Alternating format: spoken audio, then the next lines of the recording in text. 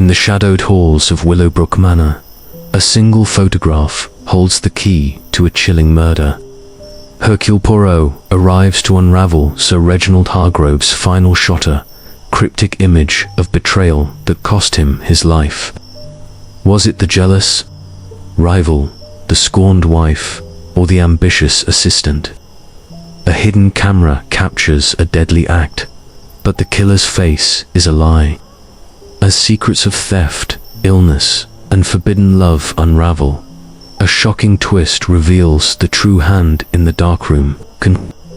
Poirot exposed the truth before the shadows claim another. Chapter 1. The Invitation to Willowbrook. The train rattled through the emerald folds of the English countryside, its rhythmic clatter a soothing counterpoint to the restless thoughts of Hercule Poirot.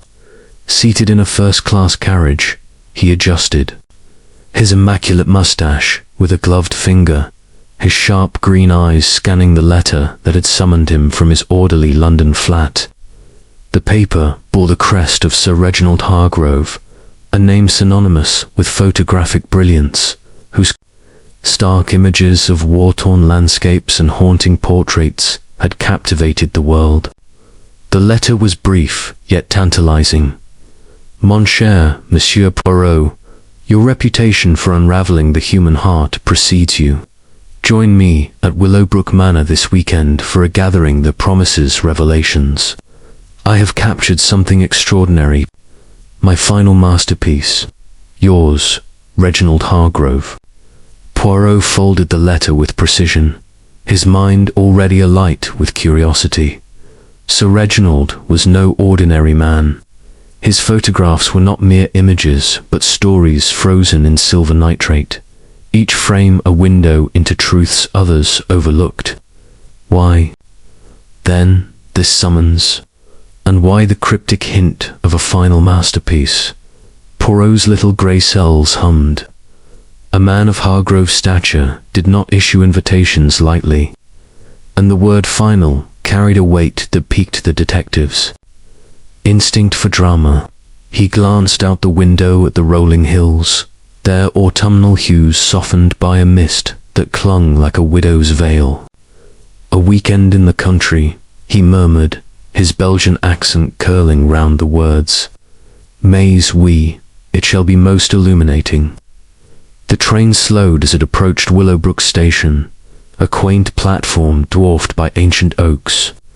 Poirot disembarked, his polished shoes clicking on the stone, and was met by a liveried chauffeur who introduced himself as Thomas, a ruddy-faced man with the stoic demeanor of one accustomed to serving the gentry. The drive to Willowbrook Manor was brief, but revealed a landscape of understated grandeur, hedgerows sculpted by generations, fields stretching toward the horizon, and, at last, the manor itself, Georgian pile of honey-colored stone, its windows glinting like eyes guarding secrets. As the car crunched to a halt on the gravel drive, Poirot adjusted his Homburg hat and surveyed the scene. The manor's facade was imposing yet elegant, its symmetry marred only by a single tower at the eastern end, a relic of some earlier structure. Ivy clung to the walls, softening the stone's severity, while roses, past their summer prime, drooped mournfully in the beds. The air carried the crisp tang of autumn, mingled with the faint scent of wood smoke. Poirot's sharp senses noted every detail: the distant bark of a dog, the flicker of a curtain in an upstairs window, the subtle tension in Thomas's posture as he opened the car door. Monsieur Hargrove awaits you in the drawing room, the chauffeur said, his tone formal but tinged with unease. Poirot nodded, his curiosity sharpening. The entrance hall was a study in opulence tempered by time. A chandelier gleamed overhead, its crystals catching the light from tall windows, while portraits of stern-faced Hargroves glowered from the walls. A maid, young and nervous, took Poirot's coat and hat, her hands trembling slightly as she did so. "This way, sir," she whispered, leading him through a corridor lined with photographs of Reginald's work, no doubt. Each image was a masterpiece, a windswept moor under a storm-laden sky, a soldier's weary face etched with the scars of conflict, a child's laughter captured in a fleeting moment. Poirot paused before one, a shadowy figure in a forest, barely discernible, yet radiating menace. "Intrigant," he murmured, his fingers brushing the frame.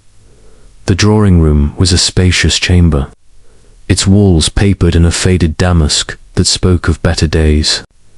A fire crackled in the hearth, casting dancing shadows across a gathering of guests who turned as Poirot entered.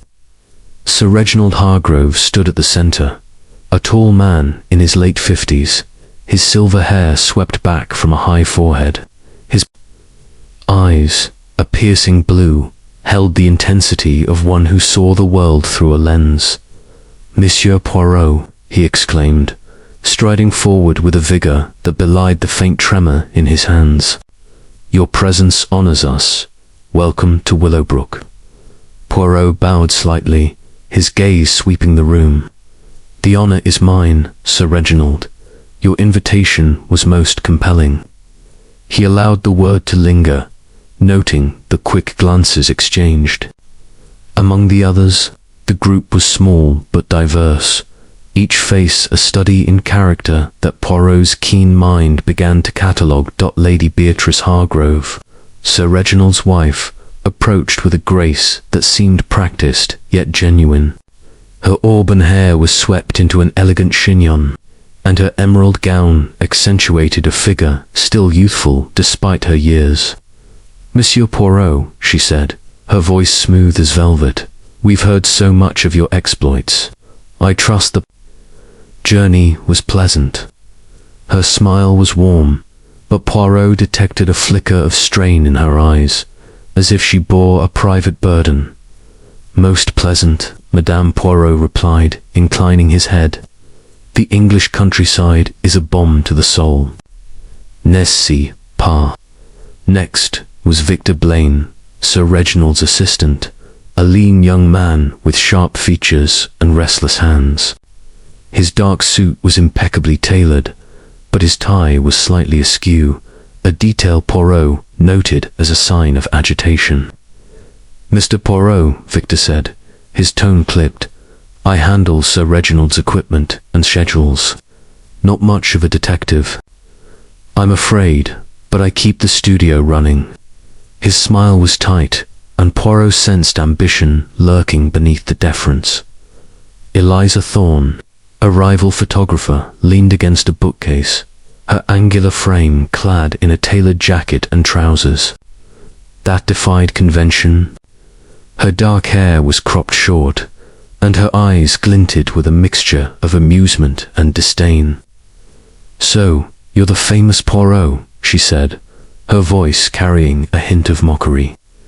"I hope you're not here to solve the mystery of why Sir Reginald's work overshadows mine. That's no crime, just talent." Her laugh was sharp, and Poirot noted the challenge in her posture. Woman accustomed to fighting for her place, Dr. Malcolm Reed. The family physician was a stout man with a florid complexion and a manner that suggested both confidence and caution. "Monsieur Poirot," he said, shaking hands firmly, "I keep this lot healthier, try to. Sir Reginald's been under some strain lately, but I won't bore you with medical details." His chuckle was forced, and Poirot's eyes lingered on the doctor's gold signet ring, a detail that seemed oddly prominent.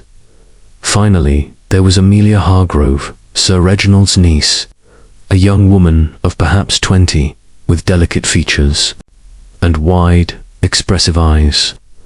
Her dress was simple, a pale blue that contrasted with the room's richness, and her hands clutched a small sketchbook. "Monsieur Poirot," she said softly, "I'm only here because Uncle insisted. I'm no photographer, just an observer." Her smile was hesitant, but Poirot sensed a keen intelligence behind her diffidence. Sir Reginald clapped his hands, drawing attention. Enough introductions. Let us dine, and then I shall reveal why I've gathered you all. His voice carried a theatrical flourish, and Poirot's interest deepened. The man was staging a performance, but to what end? Dinner was served in a dining room dominated by a long mahogany table, its surface polished to a mirror-like sheen. Crystal glasses sparkled under the chandelier, and the aroma of roasted pheasant mingled with the temps of a fine claret. Poirot, seated to Sir Reginald's right, observed the dynamics of the group. Lady Beatrice played the perfect hostess, her conversation light but her glances toward her husband frequent and anxious. Victor ate quickly, his eyes darting to Sir Reginald as if awaiting a cue. Eliza, seated opposite Poirot, made pointed remarks about the decline of traditional photography. Her barbs aimed at her host, but delivered with a smile. Dr. Reed spoke of local history, his anecdotes bland but his gaze watchful.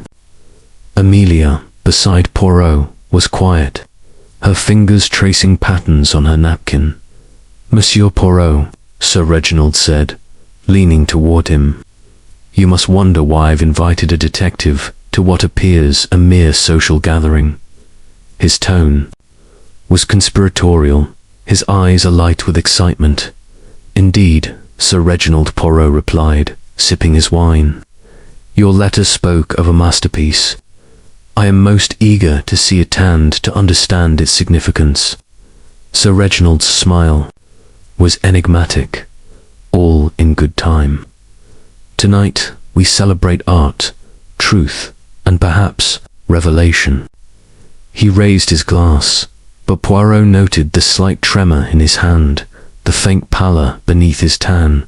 Illness, nerves, or something more sinister. As the meal progressed, Poirot's sharp ears caught fragments of conversation that hinted at undercurrents. Victor muttered to Lady Beatrice about delayed payments, his tone edged with resentment. Eliza, in a low voice to Dr. Reed, scoffed at Sir Reginald's obsession with legacy. Amelia, catching Poirot's eye, leaned close. Uncle's been different lately, she whispered. He locks himself in his dark room for hours, muttering about betrayal. I'm worried, Monsieur. Her sincerity was palpable, but Poirot wondered what secrets lay behind her concern. After dessert, a delicate lemon souffleur, Reginald rose, his presence commanding. To the gallery, my friends. There you shall see the prelude to my final work. The guests followed, their footsteps echoing in the corridor. The gallery was a long, narrow room, its walls lined with Sir Reginald's photographs, each framed in austere black. The images were breathtaking: a storm-lashed cliff, a widow's tear-streaked face, a fox frozen mid-leap. Yet Poirot's attention was drawn to a series of newer prints, their subjects shrouded in shadow, as if the camera had caught something it wasn't meant to see. These, Sir Reginald said, gesturing to the series, are but a taste of what I've uncovered. Tomorrow, in the darkroom, I shall reveal the truth of photograph that will change everything. His voice trembled with passion, but Poirot noted the unease rippling through the group. Lady Beatrice's hand tightened on her glass. Victor's jaw clenched. Eliza's eyes narrowed. Dr. Reed coughed awkwardly. Amelia stared at the floor. As the evening drew to a close, Poirot retired to his room, a spacious chamber with a view of the moonlit gardens. He sat at a small desk, his notebook open, and began to jot down observations. The tensions in the group were evident: jealousy, ambition, fear, but what linked them to Sir Reginald's cryptic promise? And why had he, Poirot, been summoned? He closed the notebook, his mind racing. The truth, he murmured, is like a photograph. It requires the right light to be seen clearly. Sleep did not come easily. The manor creaked with the sounds of an old house settling, but Poirot's ears caught other noises: a soft tread in the corridor, a muffled argument from below.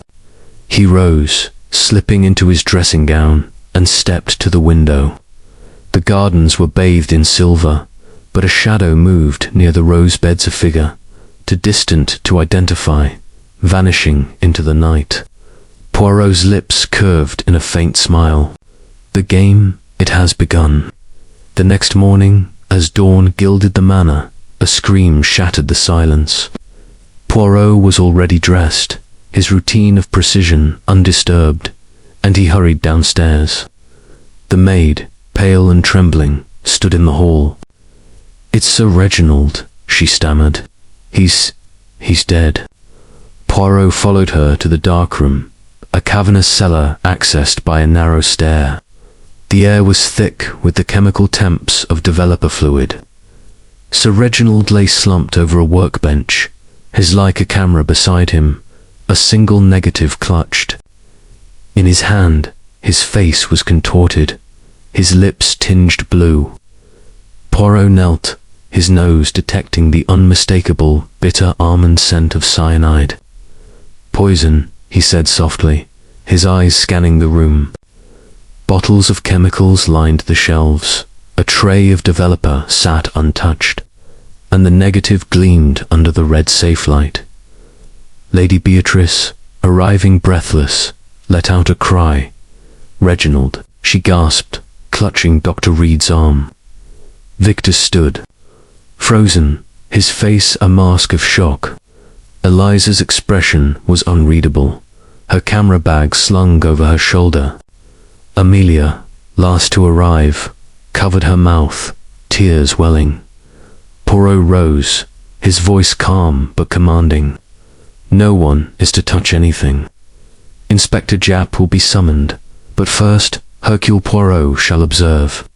He turned to the group, his eyes piercing. Sir Reginald spoke of a truth exposed. "It seems, mes amis, that someone wished to keep it hidden." The negative, still in Sir Reginald's grasp, caught the light. Poirot lifted it carefully, holding it to the safe light. The image was faint but unmistakable, a figure tampering with a bottle, a ring glinting on their hand. Whose and why had Sir Reginald died before he could reveal it? The little grey cells buzzed with anticipation. The photographer's final shot had indeed captured a truth, but at what cost? Chapter 2. The Gallery of Shadows. The air in Willowbrook Manor hung heavy with the weight of sudden death. Yet Hercule Poirot moved through the chaos with the serene precision of a man, accustomed to unraveling life's darkest tangles. The darkroom, now a chamber of tragedy, was sealed off at his insistence. The negative still clutched in Sir Reginald Hargrove's lifeless hand, preserved for later scrutiny. Upstairs, in the gallery where the photographer's genius was enshrined, the guests gathered, their faces a tableau of shock, suspicion, and barely concealed guilt. Poirot stood at the room's center, his small frame commanding attention as he surveyed the group with eyes that missed nothing. The gallery itself was a shrine to Sir Reginald's art, its walls adorned with photographs that spoke of a life spent capturing the world's fleeting truths. A windswept desert glowed under a merciless sun. A fisherman's weathered hands told tales of battles with the sea. A ballerina silhouette seemed to dance, even in stillness. Yet it was the newer series, the shadowy images Sir Reginald had teased the previous night, that drew Poirot's attention. These were not mere portraits or landscapes, but glimpses of something clandestine, figures lurking in the manor's grounds, their forms blurred but purposeful. "C'est curieux," Poirot murmured, his gloved finger tracing the edge of one frame. "These images, they are not art for art's sake. They accuse. Lady Beatrice Hargrove sat rigidly on a velvet settee, her auburn hair catching the firelight. As she clutched a lace handkerchief, her eyes, red-rimmed but dry, darted toward the others, as if seeking an ally or a foe. "Monsieur Poirot," she said, her voice steady despite the tremor in her hands. Surely this was an accident. Reginald worked with dangerous chemicals. Could he not have misjudged? Poirot tilted his head, his expression one of polite skepticism. "Madame Cyanide is not a chemical one misjudges. It is swift, deliberate, and deadly. Nan, this was no accident." His words hung in the air, and a ripple of unease passed through the room. Victor Blaine, the assistant, paced near a window, his lean frame taut with nervous energy. "This is madness," he muttered, running a hand through his dark hair. "Sir." Reginald was careful, obsessive, even he'd never make such a mistake. His voice carried a note of defiance. But Poirot noted the way his fingers fidgeted with a silver cigarette case, a gift, perhaps, from his employer. Eliza Thorne leaned against a bookcase, her cropped hair and sharp features giving her the air of a hawk surveying prey. "Well, someone made a mistake," she said, her tone laced with mockery. Or perhaps it was no mistake at all. Sir Reginald had enemies, didn't he? People who envied his talent, his fame. Her eyes flicked toward Victor, then Lady Beatrice. A challenge in her gaze. Dr. Malcolm Reed, seated near the hearth, cleared his throat. His florid face flushed from more than the fire's warmth. "Let's not jump to conclusions," he said, his physician's authority undermined by a slight quaver. Reginald was under strain, his health, you know. Perhaps he trailed off, aware of Poirot's piercing stare. Amelia Hargrove, the young niece, stood apart, her sketchbook clutched to her chest like a shield. Her pale blue dress seemed out of place amid the gallery's somber tones, and her eyes, wide and luminous, held a depth of sorrow that intrigued Poirot. "Uncle Reginald was afraid," she said softly, almost to herself. "He told me someone was stealing his work. He said he'd prove it with his camera." Her voice broke, and she looked away, her fingers tightening on the sketchbook. Poirot clasped his hands behind his back, his posture impeccable. "Mademoiselle Amelia, this is most interesting. Stealing his work, you say, and he intended to expose this thief with his final photograph." He turned to the group, his voice calm, but incisive. "We have, then, a motive. Sir Reginald was not merely a victim of poison, but of a truth he sought to reveal. Let us consider what he showed us last night." He gestured to the series of shadowy photographs, each one a study in ambiguity. The figures they depicted were indistinct, their faces obscured by darkness or motion. Yet their presence was unmistakably lurking near the manor's gates, crouching in the rose garden, standing by the tower. "These," Poirot said, "are not casual snapshots. They are evidence. Sir Reginald believed someone among us or near us was betraying him, and now he is dead, and his final negative lies undeveloped. What truth did he capture, and who wished to silence it?" Lady Beatrice rose, her movements graceful but strained. "Monsieur Poirot, you cannot think one of us did this. We were all at dinner last night, together. Reginald went to the darkroom alone afterward. Surely no one here." Her voice faltered, and Poirot noted the way her hand brushed Dr. Reed's arm, a gesture fleeting but telling. "Madame," Poirot said, "the poison was swift, but its administration required opportunity. The darkroom is filled with chemicals. We, But cyanide is not used lightly. Someone placed it there, knowing Sir Reginald would use the developer. We must establish where each of you was after dinner. Victor stopped pacing, his eyes narrowing. I was in the garden, smoking. I needed air after all that talk of masterpieces. You can ask Thomas, he saw me. His tone was defensive, and Poirot made a mental note to verify this with the chauffeur. Eliza smirked, lighting a cigarette with a flourish. I was outside too, on the terrace. Alone, I'm afraid no witnesses to vouch for me, but I had no reason to kill him. His time was past, anyway. The future belongs to photographers like me. Her bravado was calculated, but Poirot sensed a crack in her armor, a flicker of fear in her eyes. Dr. Reed adjusted his spectacles, his voice measured. Amelia and I were in the library, playing chess. She's quite the opponent, you know. He offered a weak smile, but Poirot's gaze lingered on the gold signet ring glinting on his finger.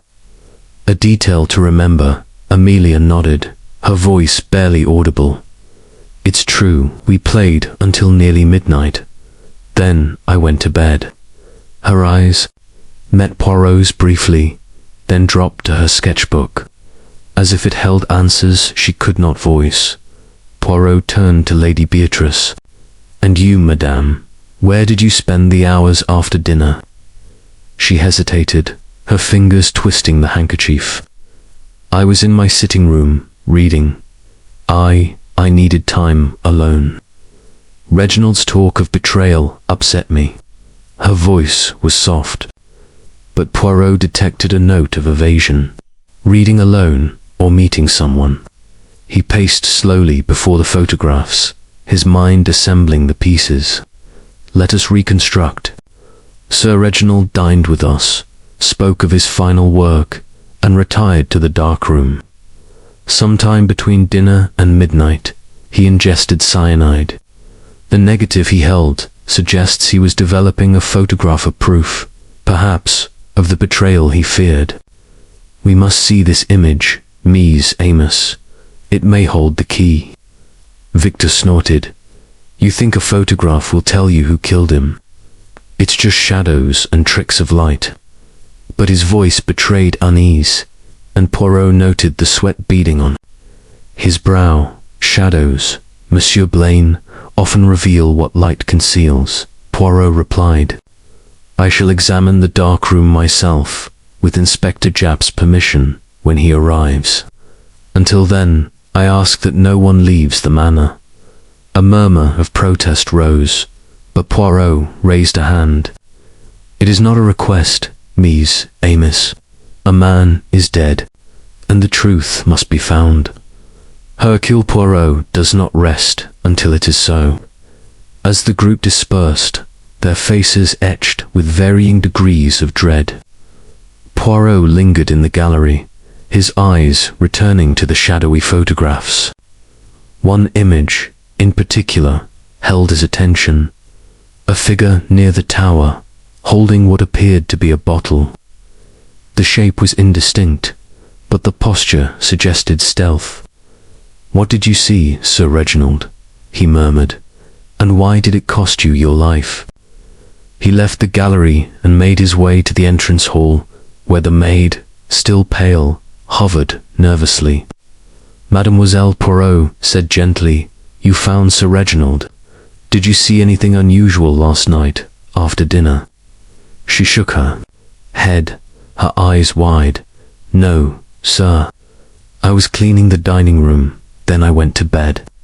But I heard footsteps, late, near the cellar stairs. I thought it was Sir Reginald, working. Her voice trembled, and Poirot patted her hand. Mercy, mademoiselle, you have been most helpful.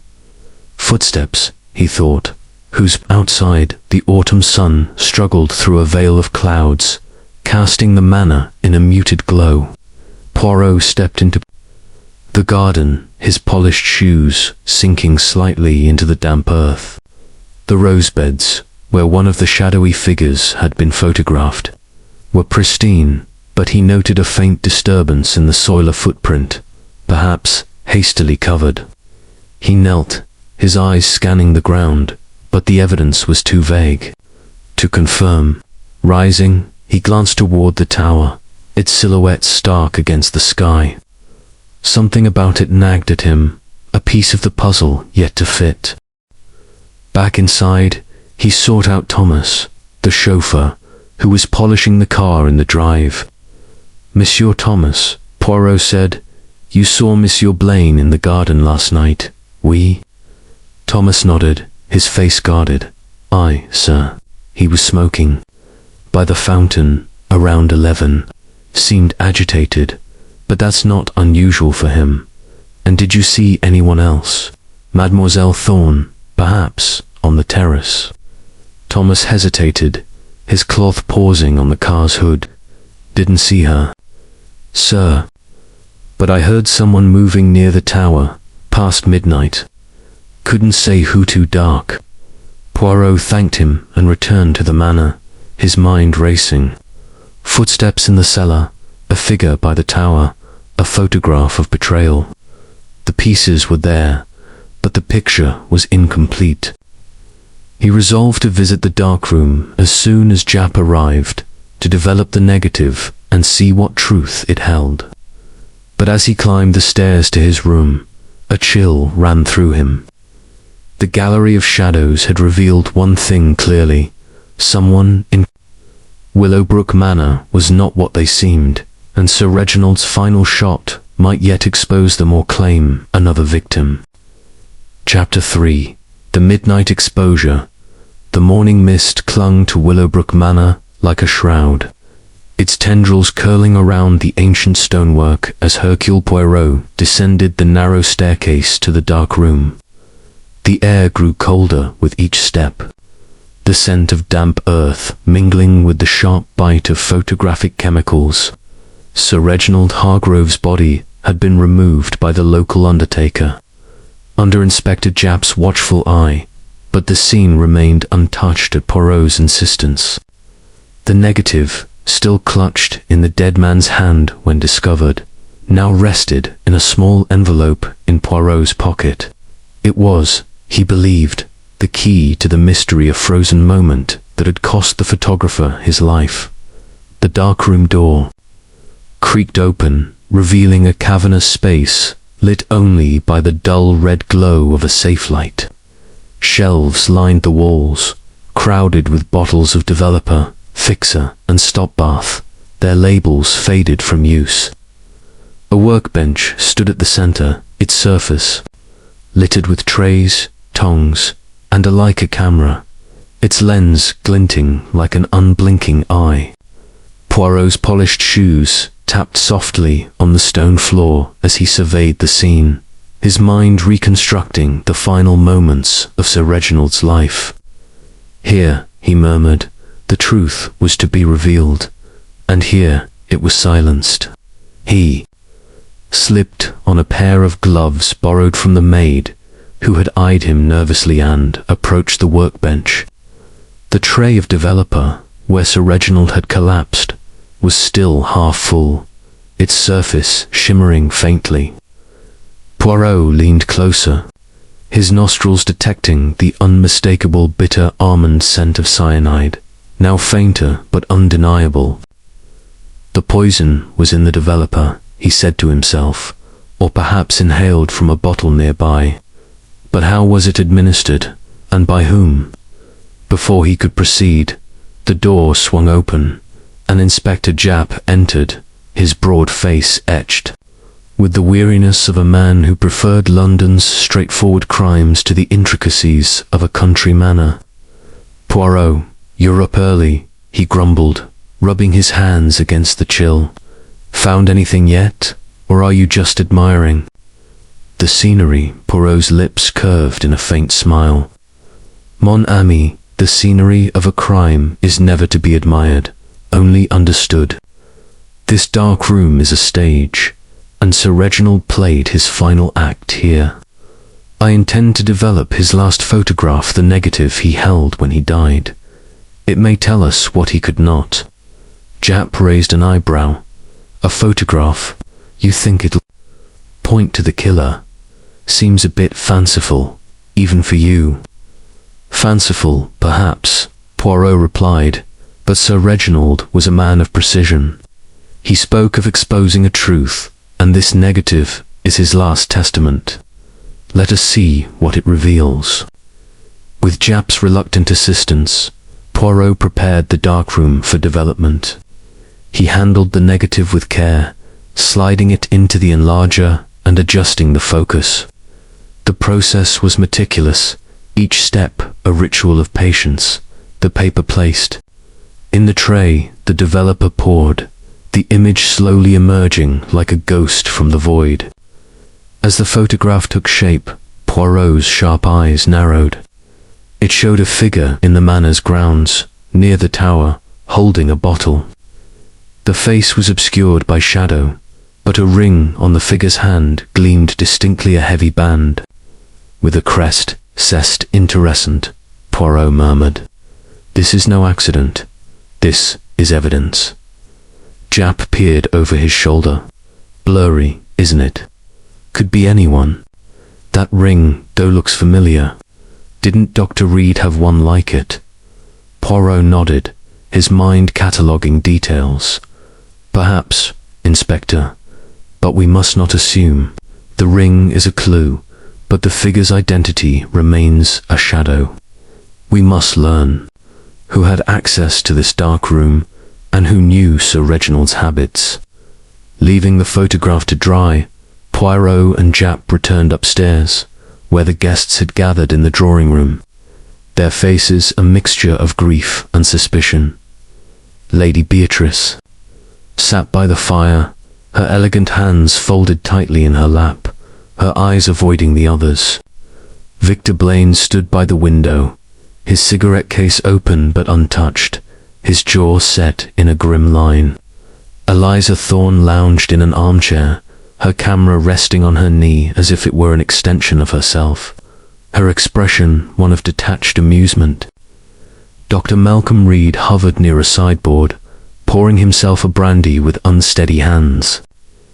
Amelia Hargrove sat alone on a sofa, her sketchbook open but her pencil idle, her gaze distant. Poirot cleared his throat, drawing their attention. "Madame et Messieurs, I have developed Sir Reginald's final photograph. It shows a figure tampering with a bottle in the grounds, near the tower. This, I believe, is the betrayal he spoke. Betrayal that led to his death. I must know who among you was in the grounds last night, and who has access to the darkroom." A tense silence followed.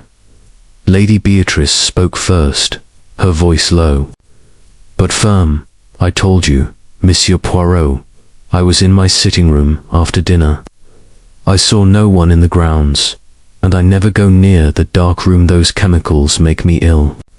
Her eyes flicked to Dr. Reed, a fleeting glance that Poirot noted. Victor tossed his head, his voice sharp. "I already said I was in the garden, smoking. I didn't go near the tower, and I don't touch the darkroom unless Sir Reginald asks me to fetch something. I'm his assistant, not his chemist." Eliza laughed, a brittle sound. "You're all so quick to defend yourselves. I was on the terrace, as I said, enjoying the night air, the darkroom. I've got my own equipment, thank you. I don't need to sneak into anyone else's." She patted her camera, but Poirot noticed her fingers linger on a small pouch at her belt, the kind that might hold chemicals or something more sinister. Dr. Reed set down his glass, his face flushed. "Amelia and I were in the library, as we told you. The darkroom's not my domain.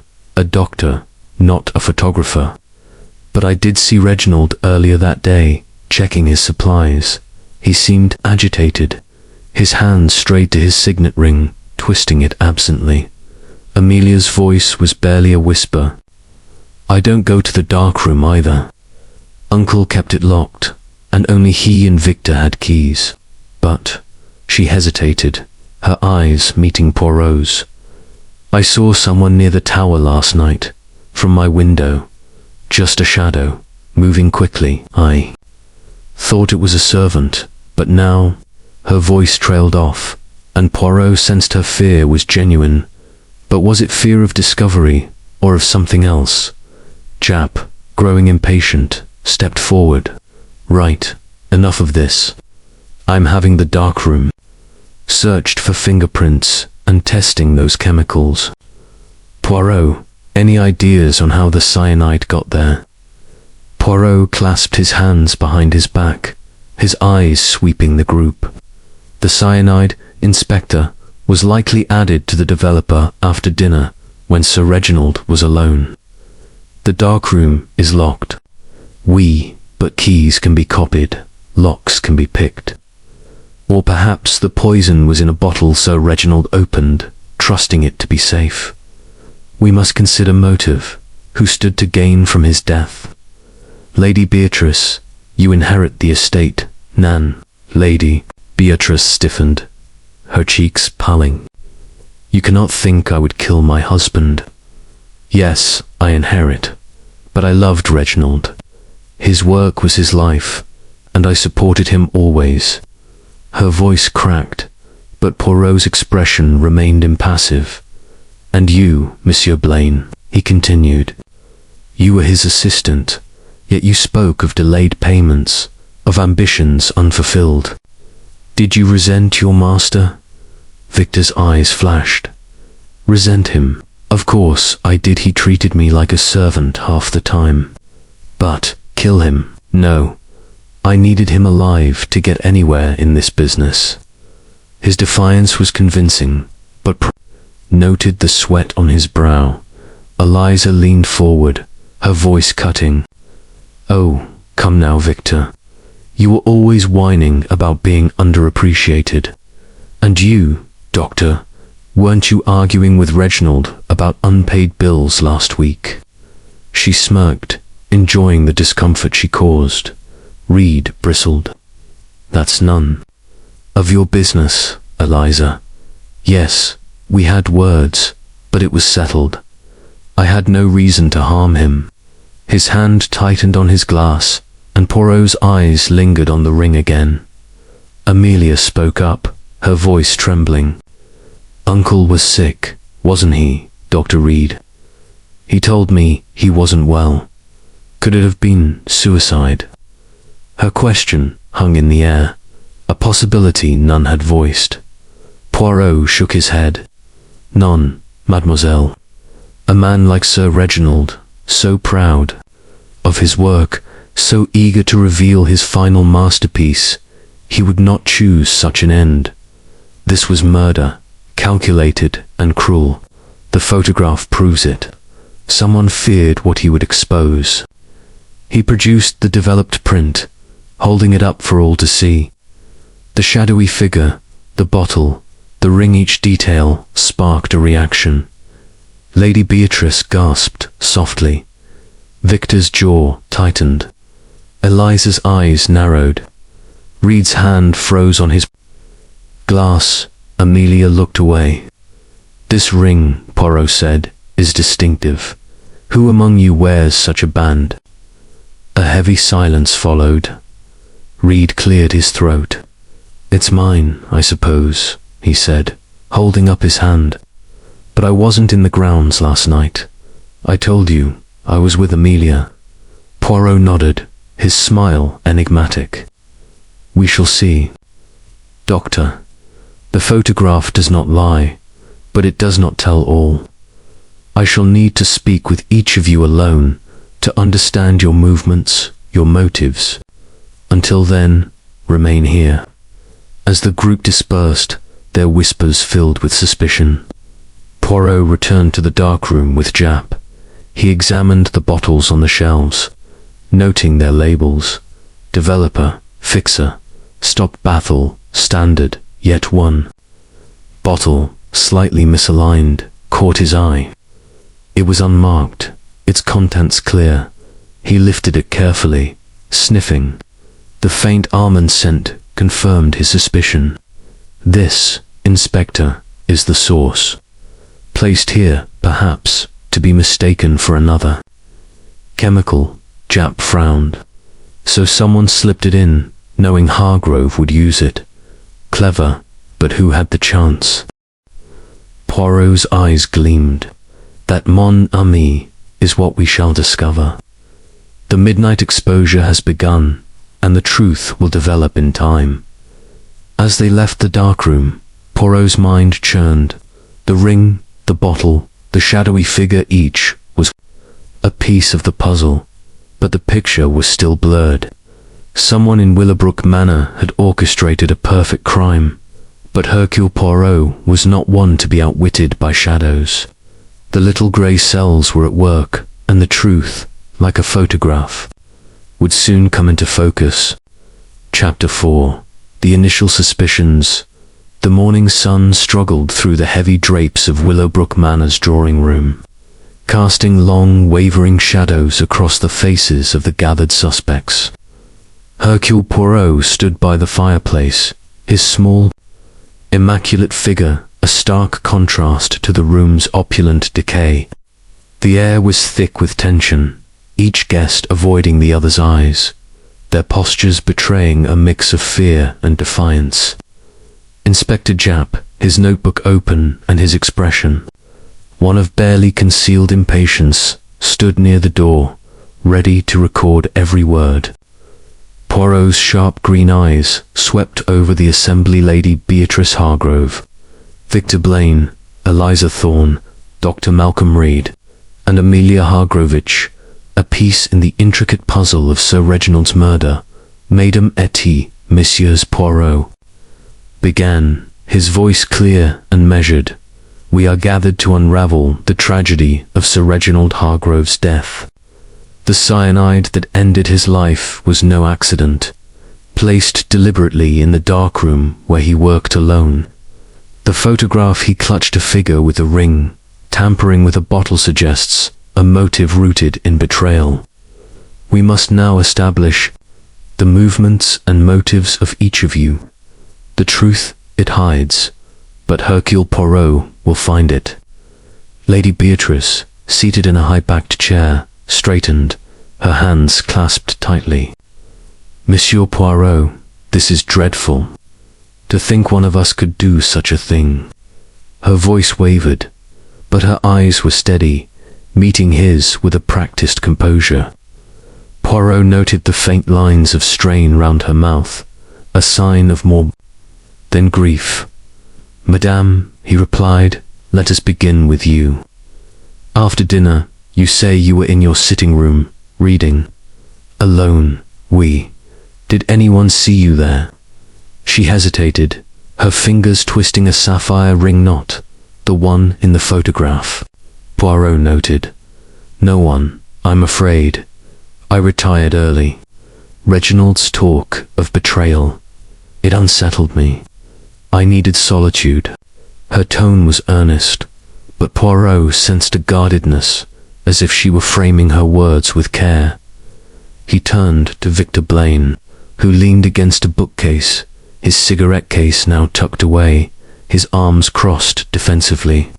Monsieur Blaine, you were in the garden, smoking, by the fountain. The chauffeur, Thomas, confirms this. But the tower, where the photograph was taken, is not far. Did you venture there? Victor's eyes flashed with irritation. I told you, I stayed by the fountain. I didn't go near the tower or the darkroom. I'm no chemist. Sir Reginald handled all that himself. Ask anyone. I was out of sight of the house for maybe 20 minutes. His voice was sharp, but Poirot detected a tremor, a hint of fear beneath the bravado. Eliza Thorne, sprawled in an armchair with her camera resting on her lap, gave a sardonic smile. Oh, Victor, always so defensive. I was on the terrace, monsieur. Poirot, as I said, smoking, thinking about my next project. The darkroom. I wouldn't be caught dead in there too, much like playing second fiddle to Reginald. Her tone was flippant, but Poirot's keen gaze caught the way her hand tightened on her camera, as if it were a talisman. "And you, Mademoiselle Thorne, have no witness to confirm your presence on the terrace?" Poirot asked, his voice mild, but probing. She shrugged, exhaling a plume of imaginary smoke. "Afraid not, but why would I kill him? His time was fading, mine is rising. I didn't need to stoop to murder." Her confidence was almost convincing, but Poirot noted the flicker of unease in her eyes when he mentioned the photograph. Dr. Malcolm Reed, standing by the sideboard, adjusted his spectacles, his florid face betraying a nervous energy. "I was with Amelia in the library, playing chess, as we told you. We were there until nearly midnight. I saw nothing of the grounds or the darkroom." He held up his hand, the gold signet ring catching the light. "And before you ask, yes, this is my ring, but I wasn't near the tower. I'm a doctor, not a prowler." Poirot nodded, his expression unreadable. "And yet, Doctor, the ring in the photograph is remarkably similar. You will forgive me if I pursue this further. You mentioned Sir Reginald's health. Perhaps you can enlighten us." Reed's face tightened. "He had a heart condition, managed with digitalis. I saw him that afternoon, and he was agitated, but stable. I had no reason to harm him." His voice was firm, but Poirot noted the way his fingers twisted the ring, a gesture of discomfort. Amelia Hargrove, seated on a sofa with her sketchbook closed, looked up, her delicate features pale. "It's true, Monsieur Poirot, Dr. Reed. And I played chess. I'm not very good, but he was patient. I didn't see Uncle after dinner. He went straight to the darkroom." Her voice was soft, but Poirot sensed a depth of emotion, perhaps guilt or fear, lurking beneath her words. "Mercy." "Mademoiselle," Poirot said gently, "you mentioned Sir Reginald's fear of betrayal. Did he name anyone? A thief, perhaps, stealing his work?" Amelia hesitated, her eyes darting to Victor, then away. "He didn't say who, only that someone was taking what was his. He was so proud of his photographs, you see. They were his legacy." Her voice broke, and she looked down, her hands trembling. Jap, growing restless, interjected. "Right, Poirot, we've got their stories. But let's talk motives. Lady Beatrice, you inherit the estate, tidy sum, I'd wager. Victor, you were fed up with being the underdog. Eliza, you've got a reputation for borrowing ideas, haven't you? Dr. Reed, there was that row about unpaid bills. And Amelia, well, young ladies can have their reasons, especially if they're out of the will." The accusations sparked a flurry of protests. Lady Beatrice's eyes flashed with indignation.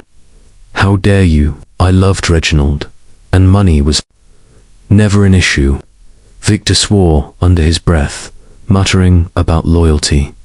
Eliza laughed, a sharp, bitter sound. "Borrowing ideas. That's rich, coming from a man who can't tell a lens from a teacup." Reed bristled, denying any financial motive, while Amelia shrank back, her silence louder than words. Poirot raised a hand, silencing the room. "Enough, Ms. Amos. Motives, yes, we have many. But let us consider the means. The cyanide was in the darkroom, accessible to all who knew its purpose. Victor, as assistant, you handled Sir Reginald's equipment. Mademoiselle Thorne, you are no stranger to chemicals. Nan. Dr. Reed, your medical knowledge includes poisons. Lady Beatrice, you know the Manor's routines intimately. And Mademoiselle Amelia, you are observant, perhaps more than you admit." He paced slowly, his hands clasped behind his back. The photograph suggests a thief, but the murder suggests fear of exposure. Sir Reginald's final shot was not just an image, but a threat. Someone acted to silence him. I propose we examine the darkroom further, Inspector, and speak with the servants. They see what we do not. Japp nodded, scribbling in his notebook. I've got men searching for fingerprints, and we'll test every bottle in that darkroom. But Poirot, you're sure about this photograph? It's awfully vague. Poirot's eyes gleamed. Vague, but deliberate. Sir Reginald chose his moment with care. The ring, the bottle, the tower, these are not accidents. They are clues, and Hercule Poirot will follow them. He turned to the group, his voice firm. I shall speak, with each of you alone, to probe deeper. Until then, remain in the manor. The truth, it is like a photograph, easily manipulated, but not to one who sees clearly. As the guests dispersed, their murmurs filled with unease. Poirot lingered by the fireplace, his mind racing. He recalled the photograph's details, the shadowy figure, the bottle, the ring. Dr. Reed's ring matched, but was it too obvious? Victor's agitation, Eliza's bravado, Lady Beatrice's composure, Amelia's silent siege, held a piece of the truth. And then there was the manor itself, its corridors and corners hiding secrets yet to be uncovered. He stepped into the hall, where the maid, Clara, was polishing a silver tray, her hands still trembling. Mademoiselle Clara Poirot said softly, "You heard footsteps near the cellar last night. Can you recall anything else? A voice, perhaps, or a glimpse of someone?" Clara's eyes widened, her voice a whisper. I thought I heard a door creak, sir, around midnight. Not the cellar door, but one upstairs, near the tower. I didn't dare look. It's an old house, so was creaking, but this felt wrong. She shivered, and Poirot patted her shoulder gently. Mercy, mademoiselle. You have given me much to consider.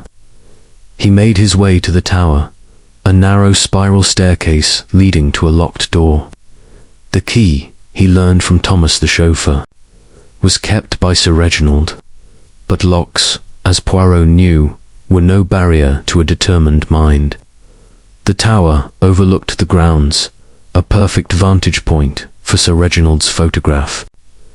Had someone been watching from here, or hiding something within? Returning to the drawing room, Poirot found Japp waiting, his face grim.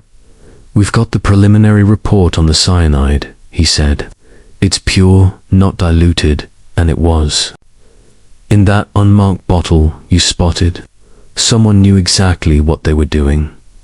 Poirot nodded, his mind assembling the pieces. Exactement, Inspector. This was no impulse. It was planned, precise, and personal. The initial suspicions, they point to many, but the truth lies deeper. We must look beyond the alibis, beyond the ring, to the heart of Sir Reginald's fear. As Japp left to coordinate with his men, Poirot stood alone, his eyes fixed on the gallery's photographs visible through the open door. The shadowy figures seemed to watch him, their secrets locked in silver and shadow. The initial suspicions are but the first exposure, he murmured. The true image will develop soon. Chapter 5. The hidden negativa. Afternoon light filtered through the high windows of Willowbrook Manor, casting elongated shadows across the polished floors as Hercule Poirot made his way back to the darkroom. The house seemed to hold its breath, the usual creaks and whispers amplified in the wake of tragedy. Poirot's mind was a whirlwind of details, the ring in the photograph, the alibis that seemed solid yet fragile, the motives that intertwined like vines in the overgrown garden. He had requested privacy, insisting to Inspector Japp that the development of Sir Reginald Hargrove's final negative required solitude, free from prying eyes. The truth, mon ami, he had said, emerges best in the dark, undisturbed. Japp had grumbled, but agreed, stationing a constable outside the cellar door with strict instructions not to interrupt. Poirot descended the stairs once more, the air growing cooler and heavier with the scent of chemicals. The safe light bathed the room in a crimson glow, giving the space an otherworldly aura, as if it were a portal to hidden realms. He locked the door behind him, his movements precise and deliberate, and approached the workbench where the negative lay, now secured in a protective sleeve, with the care of a surgeon. Poirot prepared his tools, fresh developer, fixer, and trays arranged in meticulous order. He had examined the chemicals earlier, confirming that the poisoned bottle had been removed for analysis. But he took no chances, testing each solution with a strip of film. Satisfied, he inserted the negative into the enlarger, adjusting the focus until the image sharpened. The enlarger projected the inverted scene onto the photographic paper below a shadowy figure, bottles in hand, the distinctive ring catching a glint of light. Poirot exposed the paper, then submerged it in the developer tray, agitating gently as the image materialized. What emerged was startling. The figure, cloaked in darkness, was tampering with bottles on a shelf, perhaps in this very dark room or a similar space.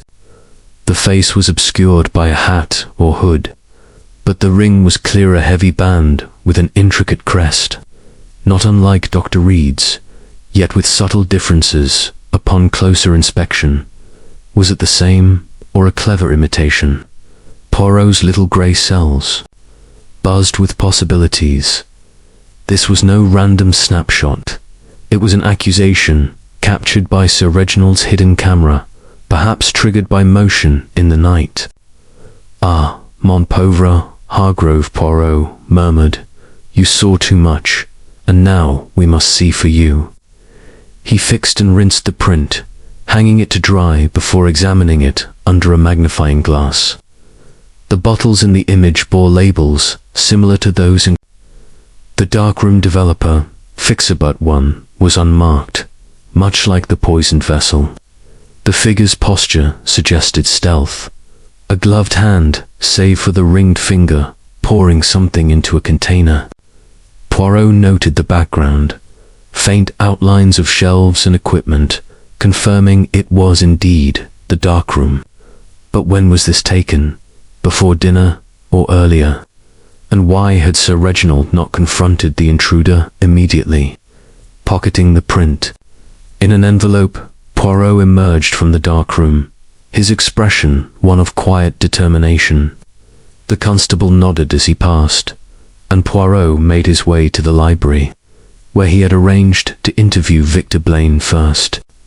The room was lined with leather-bound volumes, a chessboard still set from Dr. Reed and Amelia's game, the pieces frozen in mid-battle. Victor entered, his lean frame tense, his eyes wary as he took a seat opposite Poirot. "Monsieur Blaine," Poirot began, his voice smooth but probing, "you have been most cooperative, but now we must delve deeper. You were Sir Reginald's assistant for how long?" 3 years, Victor replied, his fingers drumming on the armrest. "I handled his schedules, equipment, even scouted locations. He promised me partnership, said I'd inherit the studio. One day, but lately, he was distant, paranoid about theft. His tone was bitter, edged with resentment." Poirot leaned forward, his eyes locking onto Victor's. "Theft, oui, of his photographs, his ideas. You had access to everything, Monsieur Blaine. The darkroom key, the negatives. Did you perhaps take more than was offered?" Victor's face flushed, his hands clenching. "I resented him, Yes, he paid me peanuts, treated me like a lackey. But still, no. I was loyal, waiting for my chance. Kill him. That would ruin everything. His voice cracked, and Poirot noted the sincerity, but also the evasion. Loyalty could mask ambition, and ambition could lead to desperation. And the ring?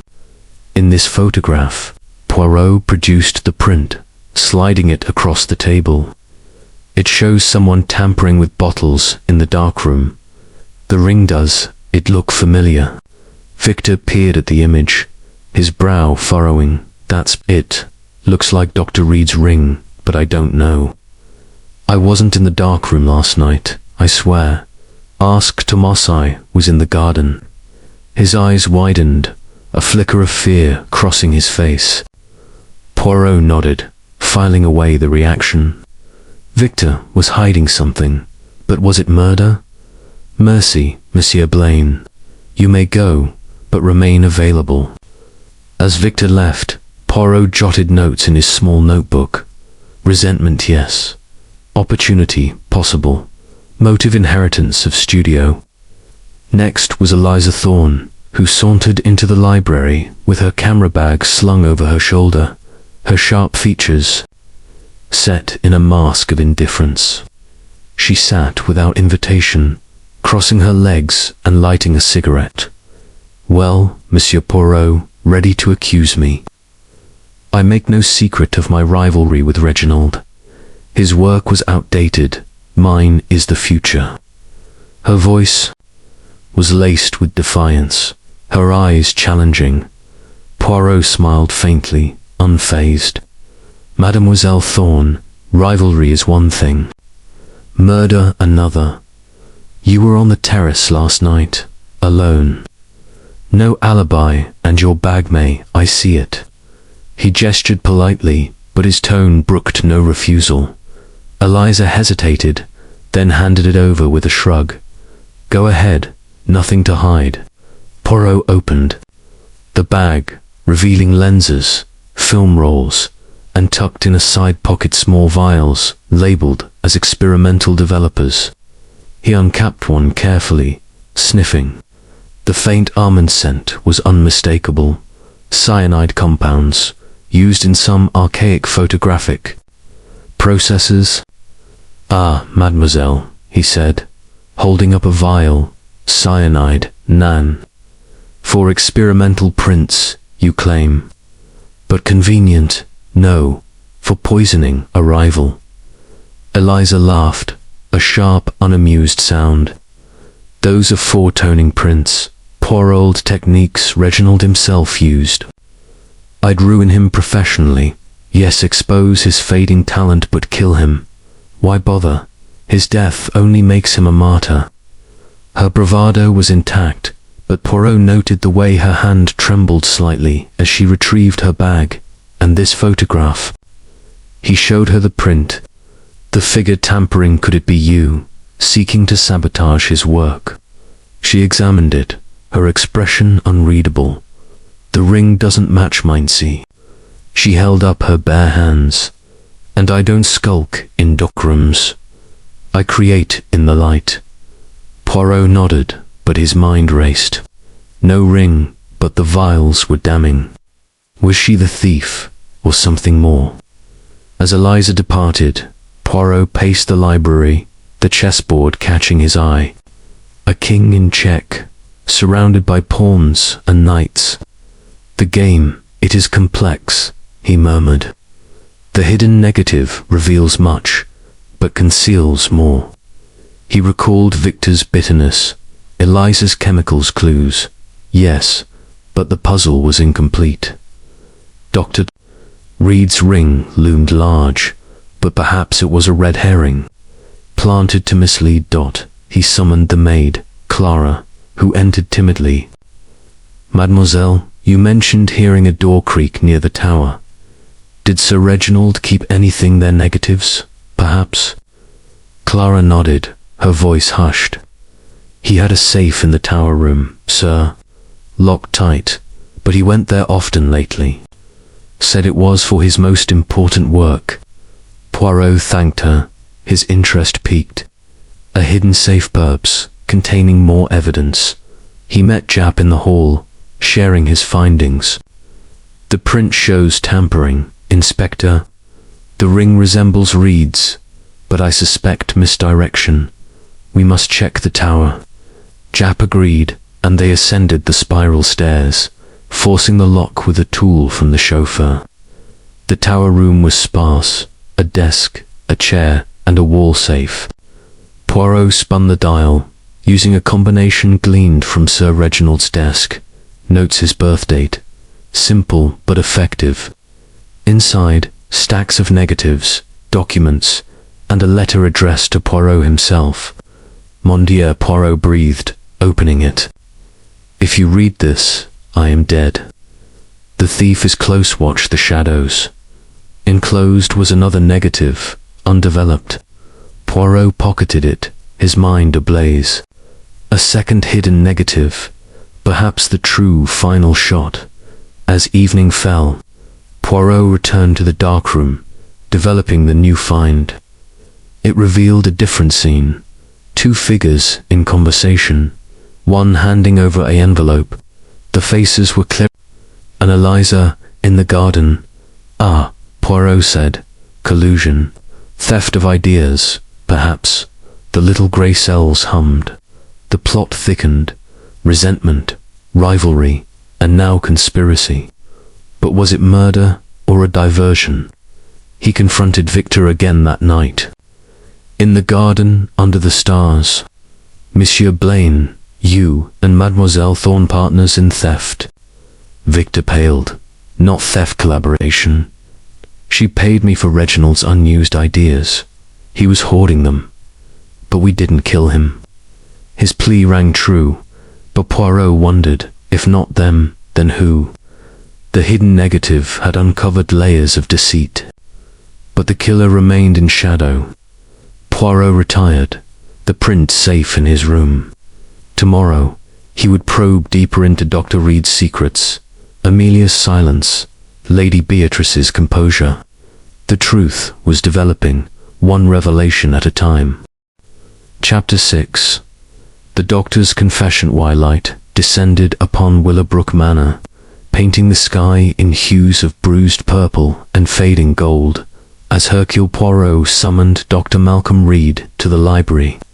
The room, with its towering shelves of forgotten tomes and the chessboard still bearing the marks of an unfinished game, felt like a confessional, its air thick with unspoken truths.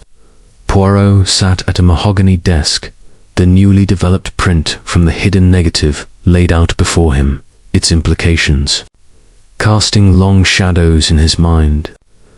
Victor and Eliza's clandestine meeting suggested a web of deceit, but the doctor's ring in the earlier photograph demanded immediate attention. Dr. Reed entered, his stout frame moving with a heaviness that spoke of burden. His florid cheeks flushed not from the chill outside, but from inner turmoil.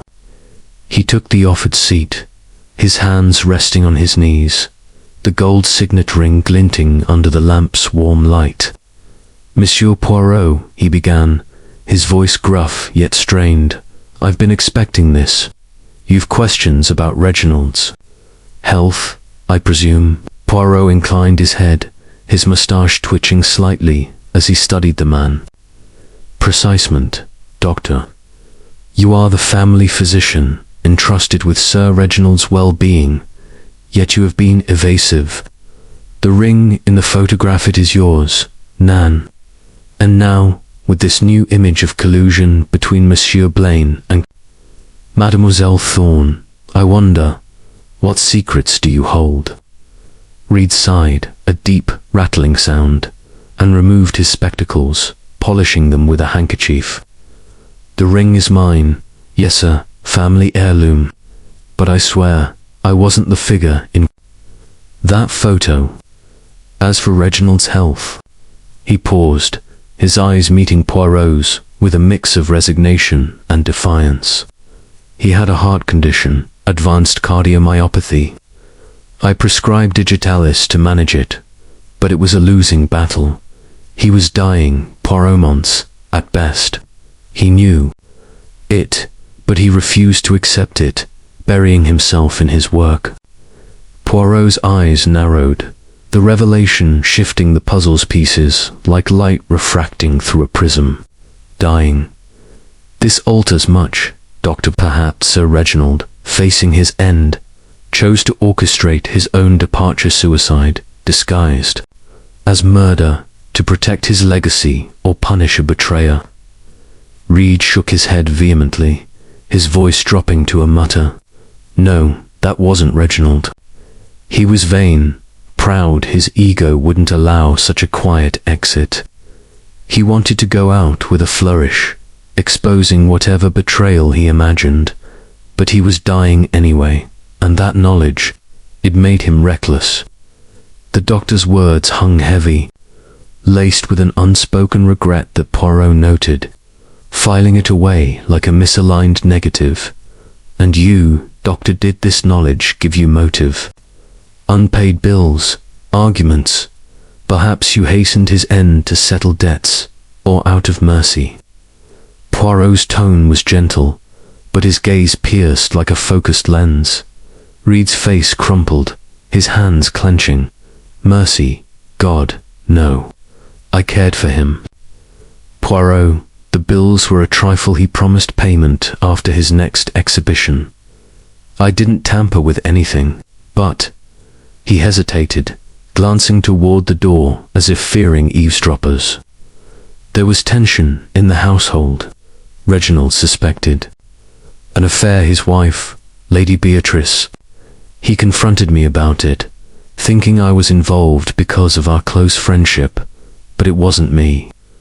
I know who it is, but it's not my place to say. Poirot leaned forward, his interest sharpening. An affair, Doctor. This is crucial. Who is the lover?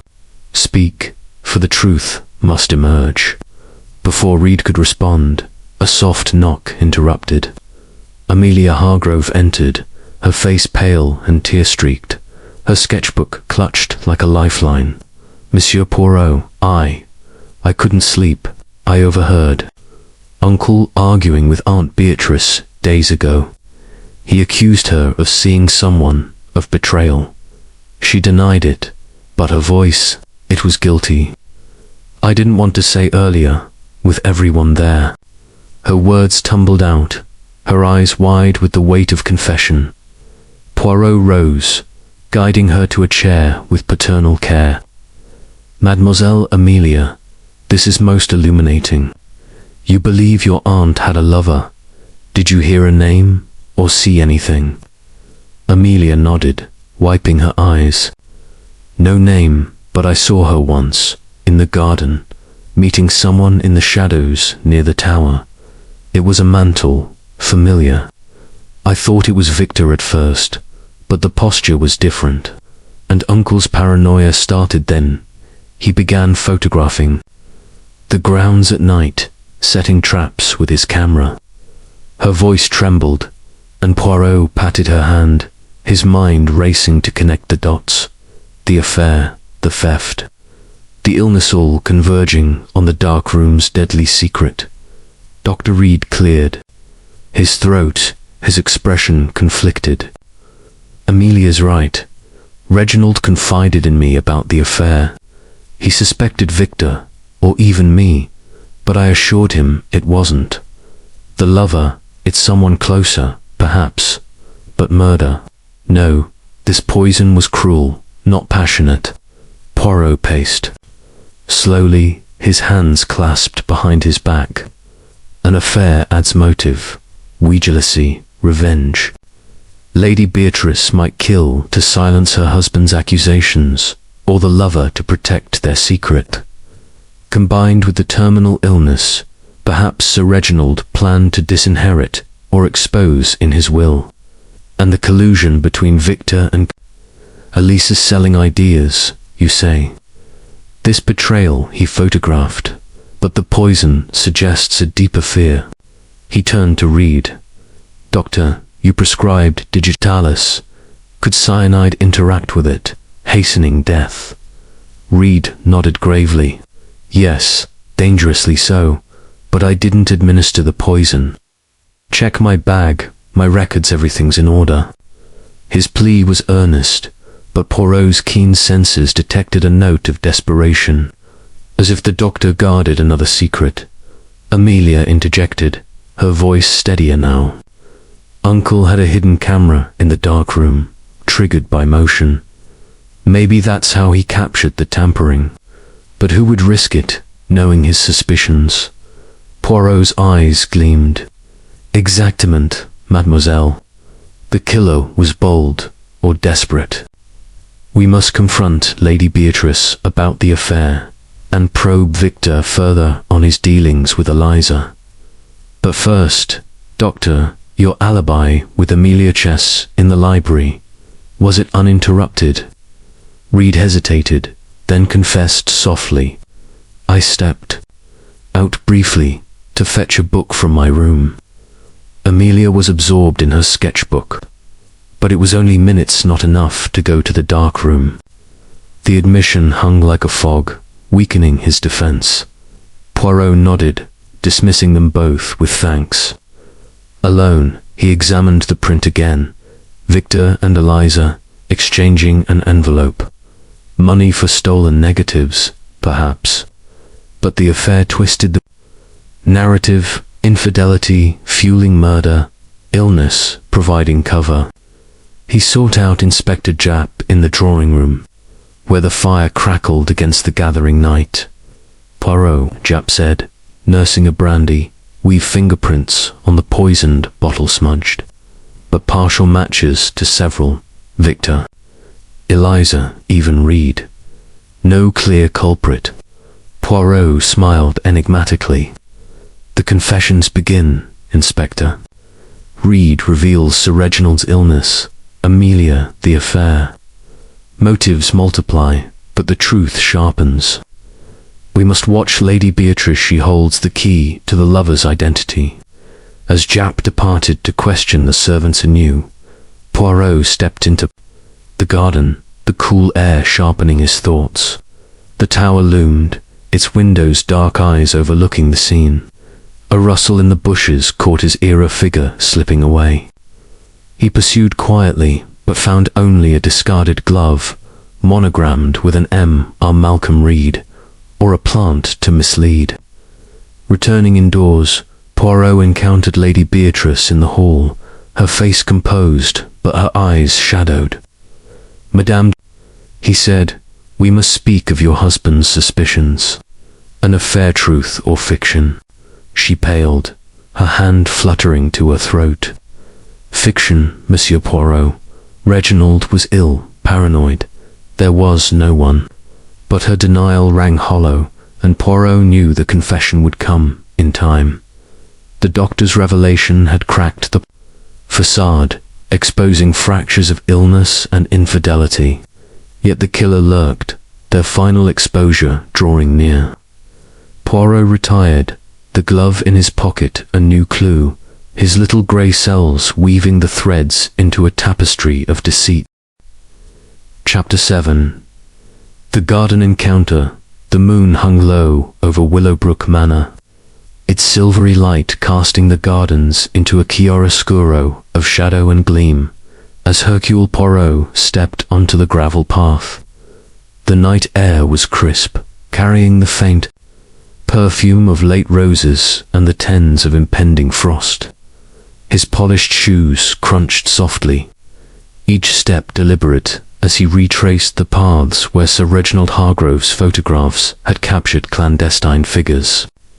The tower loomed to his left, its silhouette a sentinel over the estate, while the rosebeds, where the shadowy figure with the bottle had been photographed, lay to his right.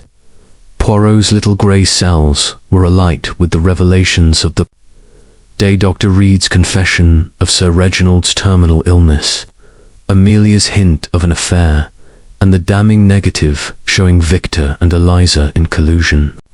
Yet the glove-marked Mr. found in the bushes nagged at him, a discordant note in the symphony of clues. He paused by the fountain, where Victor Blaine had claimed to be smoking after dinner. The stone basin gleamed under the moonlight, its water still, reflecting the stars like a darkroom tray awaiting development. Poirot's keen eyes scanned the ground, no cigarette stubs, no trace of Victor's presence, despite his insistence and Thomas's confirmation. "Curio," he murmured, his gloved hand brushing the fountain's edge. Had Victor lied, or had the evidence been swept away? A faint rustle drew his attention to the rosebeds. He moved silently, his small frame blending with the shadows, and crouched to examine the soil. The earth was disturbed, not by a careless foot, but by deliberate tampering, a shallow trench, hastily covered, as if someone had buried or retrieved something. Poirot probed with a stick, uncovering a small metal tin, rusted but intact. Inside were discarded negatives, their surfaces scratched, depicting landscapes and portraits unmistakably in Sir Reginald's style. "Stolen work," Poirot whispered, "or a decoy?"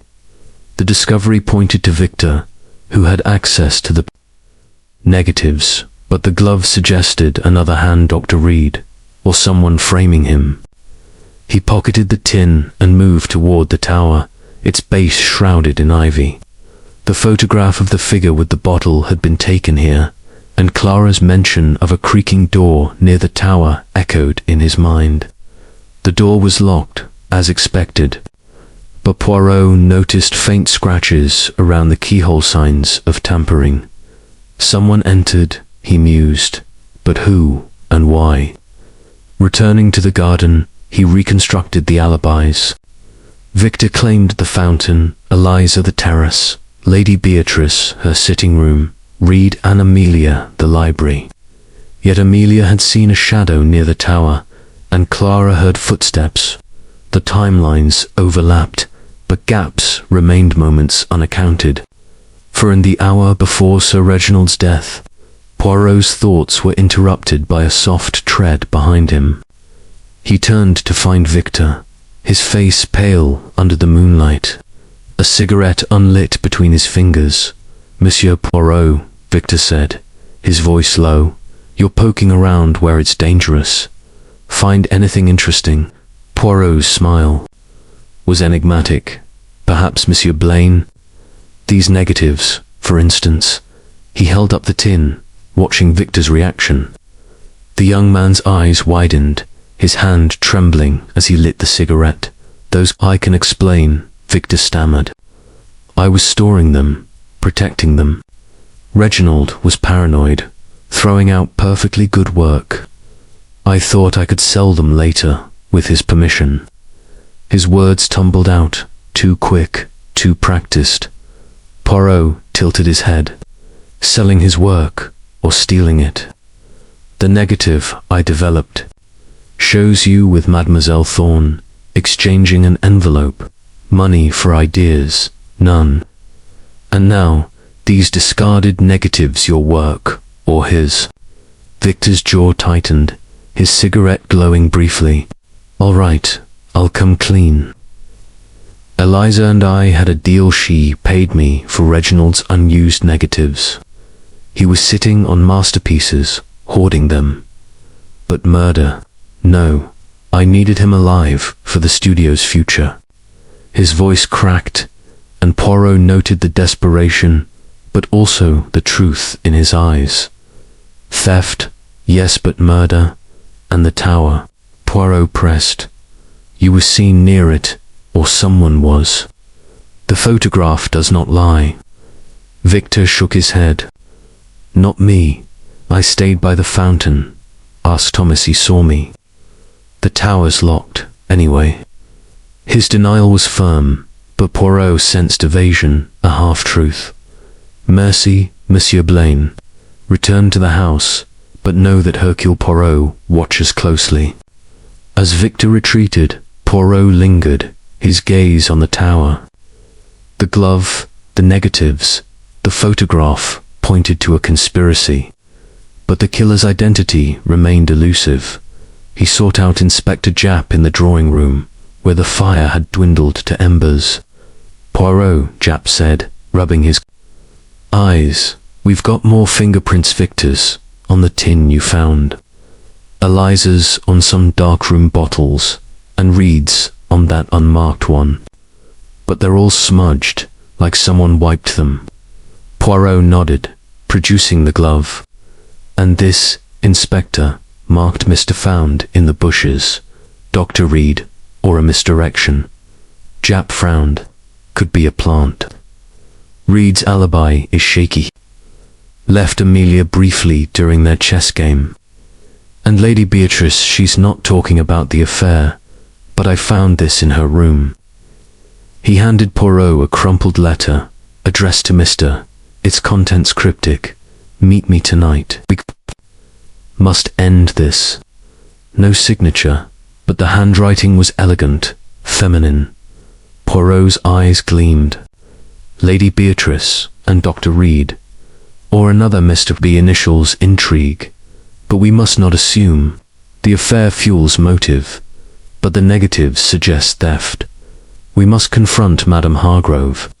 They found Lady Beatrice in her sitting room, surrounded by books and a single photograph of her and Sir Reginald, smiling in happier times.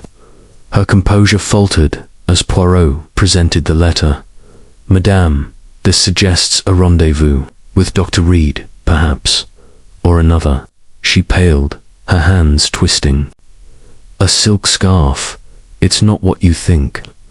Malcolm, Dr. Reed was a friend, nothing more. That letter was about a charity event, not an affair." Reginald's suspicions were baseless. Her voice was steady, but her eyes betrayed fear. "And yet," Poirot said softly, "he photographed a betrayal. The glove, marked Mr. Found, near the tower does. It belonged to Dr. Reed." She hesitated, then shook her head. "I don't know. Malcolm wears gloves sometimes, but so do others. Please, Monsieur Poirot, I loved my husband." Her plea was heartfelt, but Poirot sensed a guarded truth. As they left, Japp muttered, "She's hiding something, Poirot. That letter's too vague, and the glove too convenient. We, Inspector." The garden encounter reveals much Victor's theft, the glove's misdirection, the affair's shadow. But the killer, they play a clever game. Poirot's mind churned, the negatives, the letter, the glove forming a mosaic of deceit.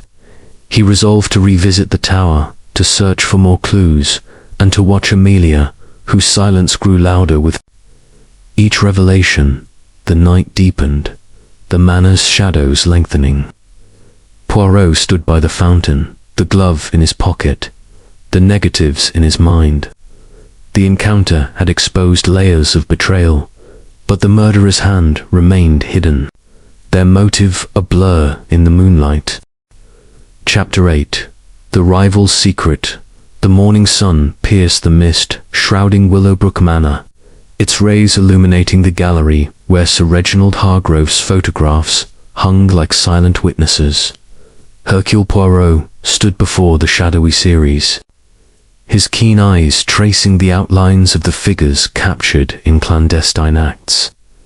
The revelations of the previous night, Victor's confession of selling negatives to Eliza Thorne, the glove-marked Mr. and Lady Beatrice's evasive denial of an affair had deepened the mystery, weaving a tapestry of motives as intricate as the manor's ancient tapestries.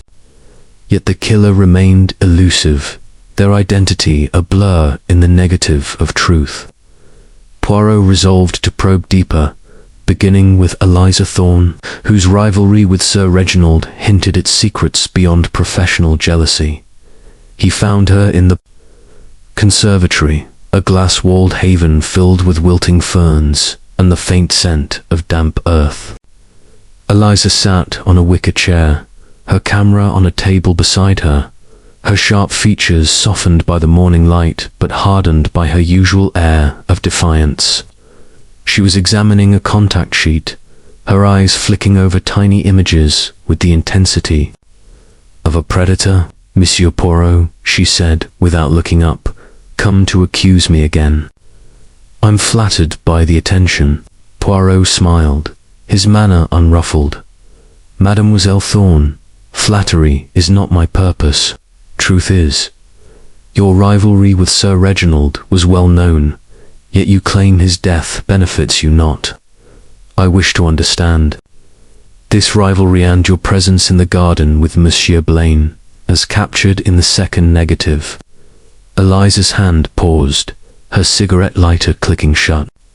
So, you've seen that one too, she said, her voice cool but edged with caution.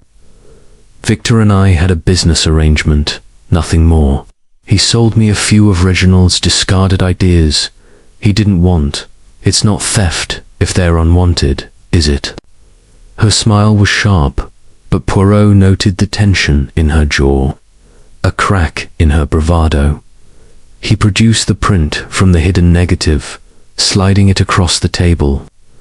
This envelope, mademoiselle, suggests more than discarded ideas.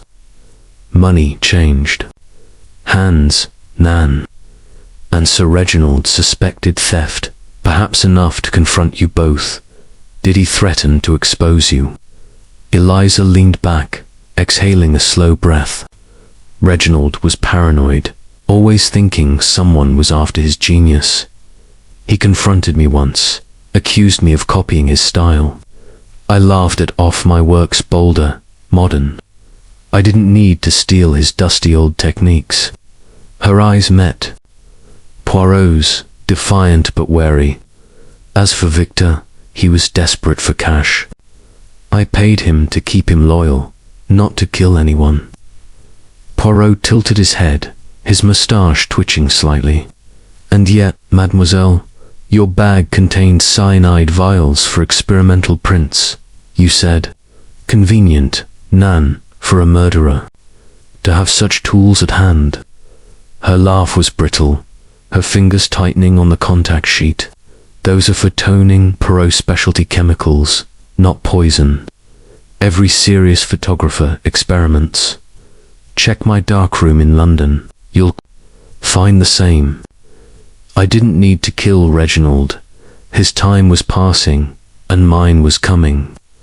Her confidence was almost convincing, but Poirot detected a flicker of unease.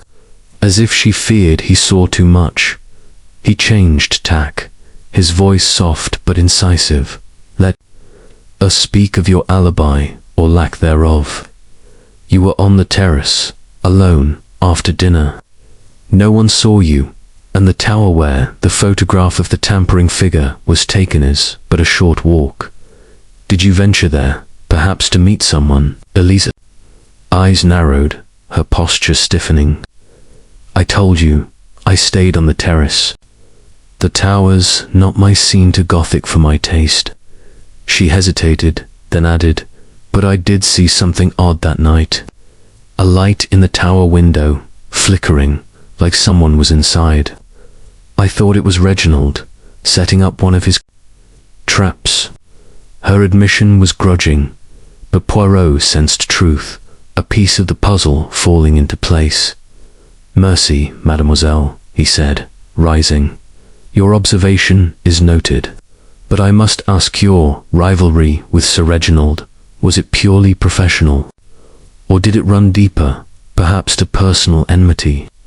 Eliza stood, slinging her camera bag over her shoulder. Personal, hardly. He was a relic, clinging to his glory days. I pitied him, if anything, but kill him. That's not my style. She strode out, her confidence a mask that Poirot intended to peel away. He made his way to Eliza's room, with Inspector Japp's permission to search for further clues. The space was Spartan, a stark contrast to the manor's opulence, with a suitcase, a few books, and a portfolio of photographs. Poirot opened the portfolio, revealing clippings of Sir Reginald's early work, each annotated with Eliza's sharp handwriting, overrated, predictable composition, lacking innovation. The notes were venomous, betraying a jealousy deeper than she admitted. Tucked among them was a draft exhibition invitation, postmarked after Sir Reginald's death, claiming Eliza was scouting locations that Nita forged alibi, perhaps. Poirot's lips curved in a faint smile. Jealousy, but murder. We shall see. He pocketed the invitation for Japp's analysis and returned to the hall, where he encountered Amelia, her sketchbook open to a drawing of the tower, its lines jagged with emotion. "Mademoiselle Amelia," Poirot said gently, "your sketches are most expressive. The tower writ holds significance for you, Nan." Amelia flushed, closing the book. I draw what I feel. Uncle was obsessed with the tower lately, always going there. I thought it was just his work, but now her voice faltered, her eyes searching Poirot's for reassurance. "You mentioned a safe in the tower," Poirot prompted. "Did you ever see its contents?" She shook her head. "No, he kept it locked. But he said it held his legacy, his most important negatives. I think he was hiding something, maybe proof of the theft he feared." Her words were earnest, but Poirot noted her hesitation, as if she withheld a piece of her own truth. He thanked her and sought out Japp, who was in the drawing room, poring over fingerprint reports. "Poirot," Japp said, looking up, "the exhibition invitation from Eliza's a fake. The postmark's wrong, and the paper's too new. She's lying." "About her whereabouts?" Poirot nodded, his mind racing. "Eliza's jealousy runs deep, Inspector, and her alibi crumbles.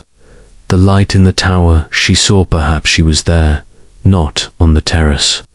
And the clippings in her room suggest obsession, not mere rivalry. But we must also consider the glove, the affair, the illness. The rival's secret is but one layer." Japp rubbed his chin. "We've got too many secrets, Poirot. Victor's theft, Eliza's lies, Reed's ring, Beatrice's lover, any of them could have done it." But the killer is cunning," Poirot replied. "They weave misdirection like a photographer manipulates light. We must return to the tower, Inspector, and search the safe again. There may be more negatives, more truths." As they climbed the tower stairs, Poirot's thoughts churned. Eliza's jealousy, Victor's greed, Reed's knowledge, Beatrice's secrecy, Amelia's sketches, all were shadows in the gallery of motives.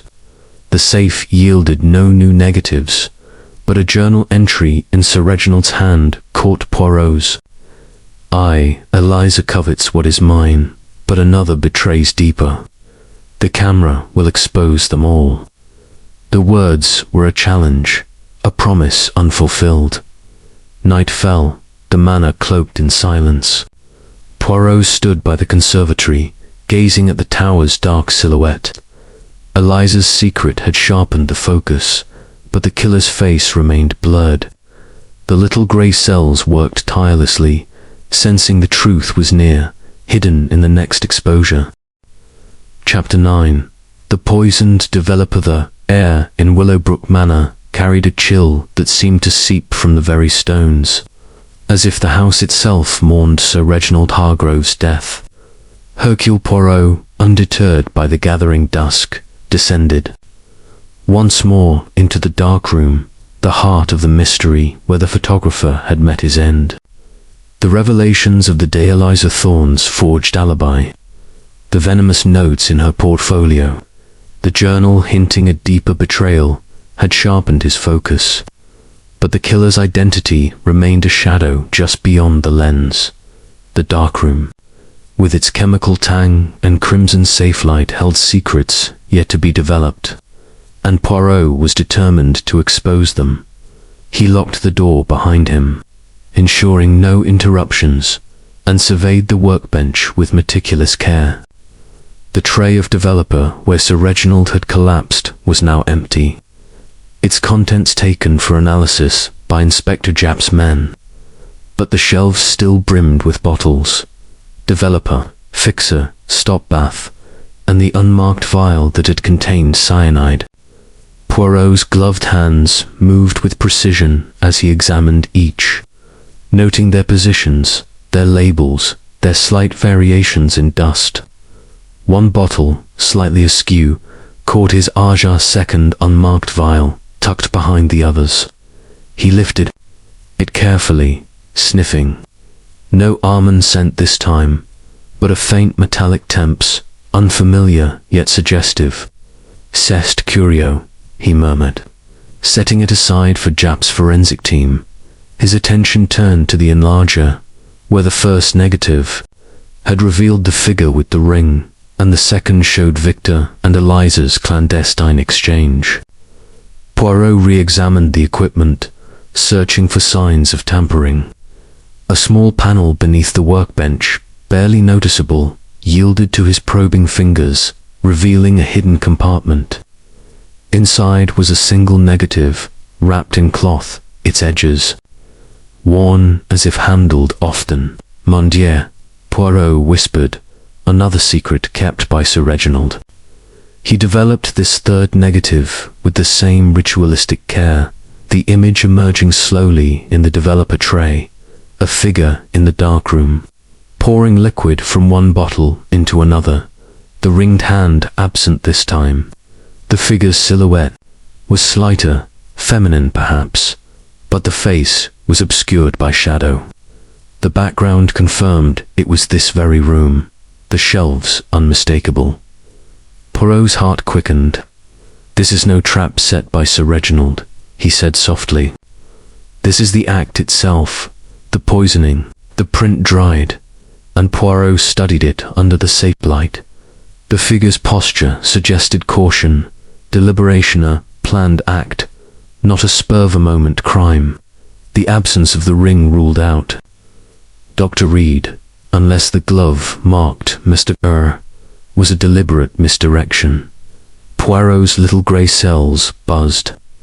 The poison had been added to the developer after dinner, narrowing the window to the hour between the meal and Sir Reginald's death. Who had access, and who knew his routine so intimately? He emerged from the darkroom, the new print secured in an envelope, and found Japp in the drawing room, poring over reports. "Poirot," Japp said, looking up. "The labs confirmed. The cyanide was pure, added to the developer, recently no residue in the other bottles, except that unmarked one, and the glove. No prints, but the monogram's custom read swears it's not his." Poirot nodded, producing the new print. "This, Inspector, shows the poisoning itself. A figure, not Dr. Reed, pouring liquid in the darkroom. The window narrows someone entered after dinner, before Sir Reginald began his work." Japp whistled softly. "That's damning. But who? Victor had a key, Eliza's got her chemicals, Beatrice knows the house inside out, and Amelia, well, she's quiet, but those sketches of hers are eerie." Poirot agreed, "and we must not overlook the affair. Lady Beatrice denies it, but Amelia's testimony suggests truth. Let us speak with her now." They found Lady Beatrice in her sitting room, arranging flowers with a precision that seemed forced. Her auburn hair was pinned tightly, her emerald eyes guarded as Poirot presented the new print. "Madame," he said, "this shows the poison being placed. You were alone after dinner, Nan. And a letter to Mester, it suggests a lover. Was it Dr. Reed, or another?" Her hands stilled, a rose dropping to the table. "I told you, Monsieur Poirot, there was no affair. The letter was a misunderstanding, note about a charity event. Malcolm is a friend, nothing more." Her voice was steady, but her fingers trembled, betraying her composure. "And yet," Poirot pressed, Sir Reginald suspected infidelity. This photograph shows a deliberate act. Did you enter the darkroom, perhaps to protect a secret? Lady Beatrice's eyes flashed. Never. I avoid that place. Those chemicals make me ill. And Reginald forgave any doubts he had. We were reconciled. Her denial was firm, but Poirot noted the strain in her posture, the way her gaze avoided. The print, he changed tack. The glove, marked MR, found in the garden. Does it belong to Dr. Reed? She hesitated, then shook her head. I don't know. Malcolm wears gloves for medical work, but I've never seen one monogrammed. Someone could have planted it. Her suggestion echoed Poirot's own suspicions, but her quickness to deflect intrigued him. Leaving her, Poirot and Japp conferred in the hall. She's hiding something, Japp muttered. That letter's too personal for charity nonsense. And the print, could it be her? Perhaps, Poirot said, but the figure is slighter, more like Amelia or Eliza. We must speak with Mademoiselle Hargrove next. Amelia was in the conservatory, sketching the tower again, her pencil moving with feverish intensity. Mademoiselle, Poirot said gently, this new photograph shows the poison being placed. You were in the library with Dr. Reed, but he left briefly. Did you see anyone near the darkroom or tower? Amelia's pencil stilled, her eyes wide. No, but I found something in Uncle's study yesterday, after you searched it. A diary. She produced a small leather-bound book, its pages filled with Sir Reginald's tight script. He wrote about his illness, his fear of theft, and me. He thought I was jealous, that I wanted to be a photographer like him, but he refused to teach me. He said I lacked his vision. Her voice broke, a mix of hurt and anger. Poirot scanned the diary, finding an entry. Amelia watches, sketches, but she covets my work. Is she the thief? The camera will tell. The words were a revelation, sir. Reginald suspected his own. Niece, Mademoiselle Poirot said, did you resent your uncle for this? Amelia's eyes filled with tears. I loved him, but yes, I resented him. He dismissed my art, called it childish, but I didn't kill him. I'd never go near. The darkroom, it frightened me. Her sincerity was palpable, but Poirot noted the diary's weight. A new motive emerging. He thanked her and returned to Japp, who was examining the glove. No trace of who left it, Japp said. But the diary, that's a twist. Amelia. Jealous. Could she have slipped in, poisoned the developer? Poirot's eyes gleamed. Possible, but the figure in the print is calculated, not impulsive. Amelia's hurt is real, but is it murderous? We must test the second unmarked bottle. I found it may hold another clue. As night fell, Poirot stood by the conservatory. Windows, the diary and print in hand. The poison developer had exposed a new layer. Amelia's resentment, Beatrice's secrecy, the glove's misdirection. The killer was close, their shadow in the negative, but the final exposure required one more turn of the lens. Chapter 10. The Gathering Storm. The evening settled over Willowbrook Manor like a heavy curtain. The sky bruised with clouds that promised rain. Inside the gallery, where Sir Reginald Hargrove's photographs loomed like spectres of truth, Poirot assembled the suspects, their faces illuminated by the flickering light of a chandelier. The air was thick with anticipation, each guest a player in a drama that had culminated in murder. Poirot stood at the center, his small frame commanding, his green eyes piercing as he held the latest developed print, the figure poisoning the developer in the darkroom. The diary, the glove, the affair, and the stolen negatives swirled in his mind. But the killer's identity remained a shadow, tantalizingly close, yet elusive. Mesdames et messieurs, Poirot began, his voice resonant with authority. We stand in the presence of Sir Reginald Hargrove's genius.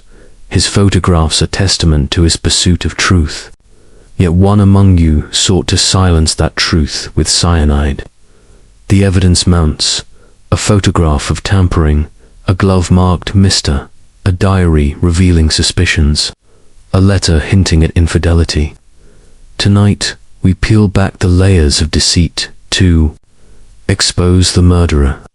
Lady Beatrice Hargrove sat rigidly, her hands clasped, her emerald eyes guarded.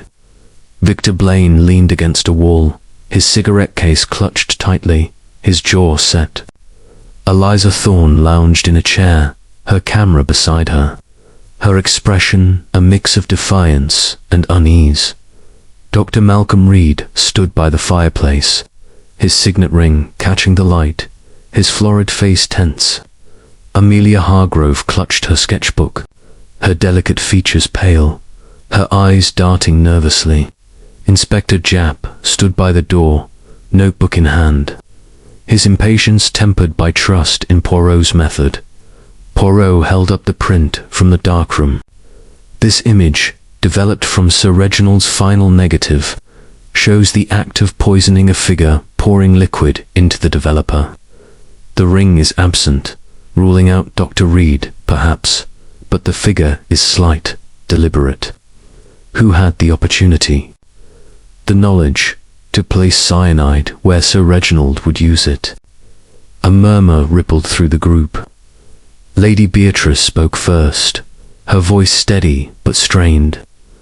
Monsieur Poirot, you cannot think it was one of us. Reginald worked alone in that dark room.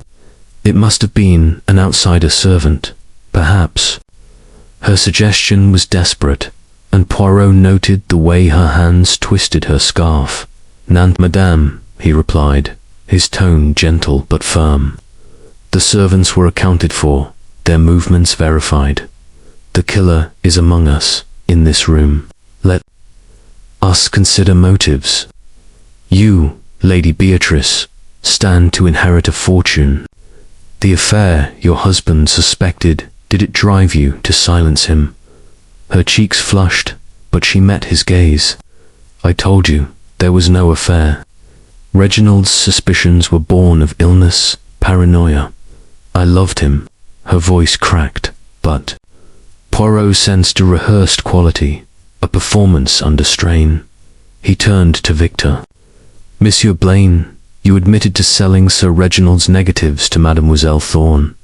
Theft, oui, but murder. Your resentment was cleared. Did you seek to secure the studio for yourself? Victor's eyes flashed. I told you, I needed him alive. The studio's nothing without his name. Yes, I sold negatives, but I didn't poison him. His voice was raw, but Poirot noted his clenched fists, a sign of guilt or fear. Eliza laughed, a sharp, brittle sound. Oh, Victor, you're pathetic. Monsieur Poirot, you've got my number jealousy, rivalry. But I didn't need to kill Reginald. His work was fading. Mine's the future. Check my bag again. Those chemicals are for art, not murder. Her bravado was intact, but Poirot saw her glance at Victor, a silent warning. Dr. Reed cleared his throat, his ring glinting, as he adjusted his spectacles. I've said it before, Poirot Reginald was dying. I prescribed digitalis, nothing more. That glove isn't mine, and I was with Amelia most of the night. His voice was steady, but Poirot detected a tremor, a man on edge. Amelia's eyes widened, her sketchbook slipping slightly. It's true, Monsieur Poirot. We played chess. I didn't go near the darkroom. Uncle's suspicions about me, they hurt, but I'd never harm him. Her voice trembled, and Poirot noted the sincerity, but also the weight of her resentment. As revealed in the diary, He paced before the photographs, his hands clasped behind his back. The evidence, it tells a story. The first photograph, figure with a ring, tampering with bottles. The second, Victor and Eliza conspiring. The third, the poisoning itself, a slight figure, no ring. And the glove, marked misdirection, perhaps. But let us consider the negative. Itself not the image, but what it conceals. He paused, his eyes sweeping the room. Sir Reginald set traps, we, with hidden cameras. He suspected theft, betrayal, perhaps infidelity.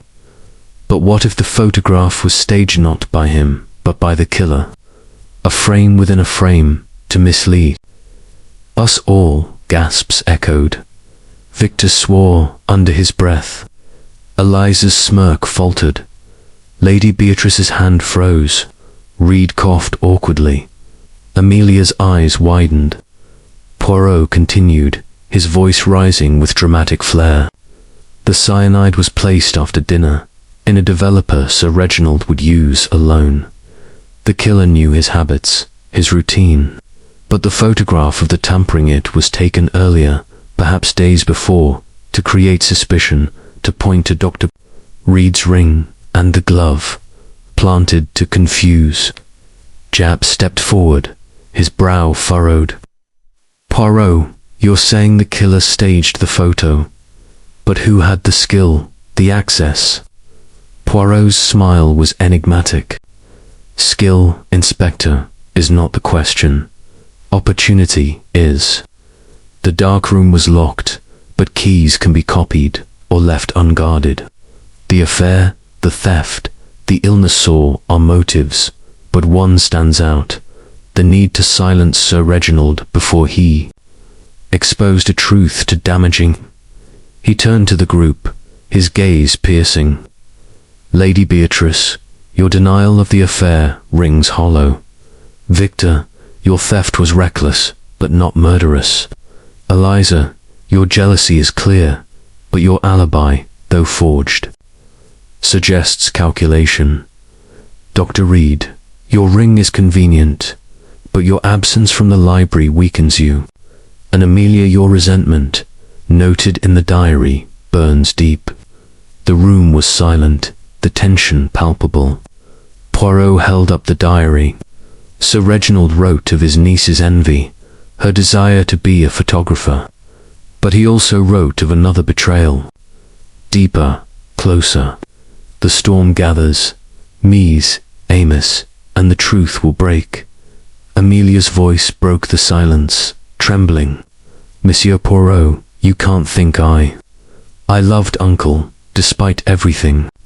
Her tears were genuine, but Poirot's eyes lingered on her sketchbook, its pages filled with towers and shadows. He dismissed the group, their faces etched with dread, and conferred with Japp. The staged photograph, Inspector, it changes everything. The killer used Sir Reginald's own methods against him, creating a false trail. We must search the darkroom again for signs of a hidden camera. As they descended to the cellar, Poirot's mind raced. The glove, the diary, the negatives, all were pieces, but the killer's hand was still hidden. Rain began to patter against the manor's windows, a storm indeed gathering, mirroring the turmoil within. The truth was close, but one final exposure was needed to bring it into focus. Chapter 11. The ultimate revelation. Rain battered Willowbrook Manor, its relentless rhythm echoing the pulse of tension in the gallery where Hercule Poirot stood, a diminutive figure commanding the room like a maestro before an orchestra. The chandelier's light wavered, casting Sir Reginald Hargrove's photographs into stark relief. Each frame a frozen accusation, a testament to the photographer's obsession with truth.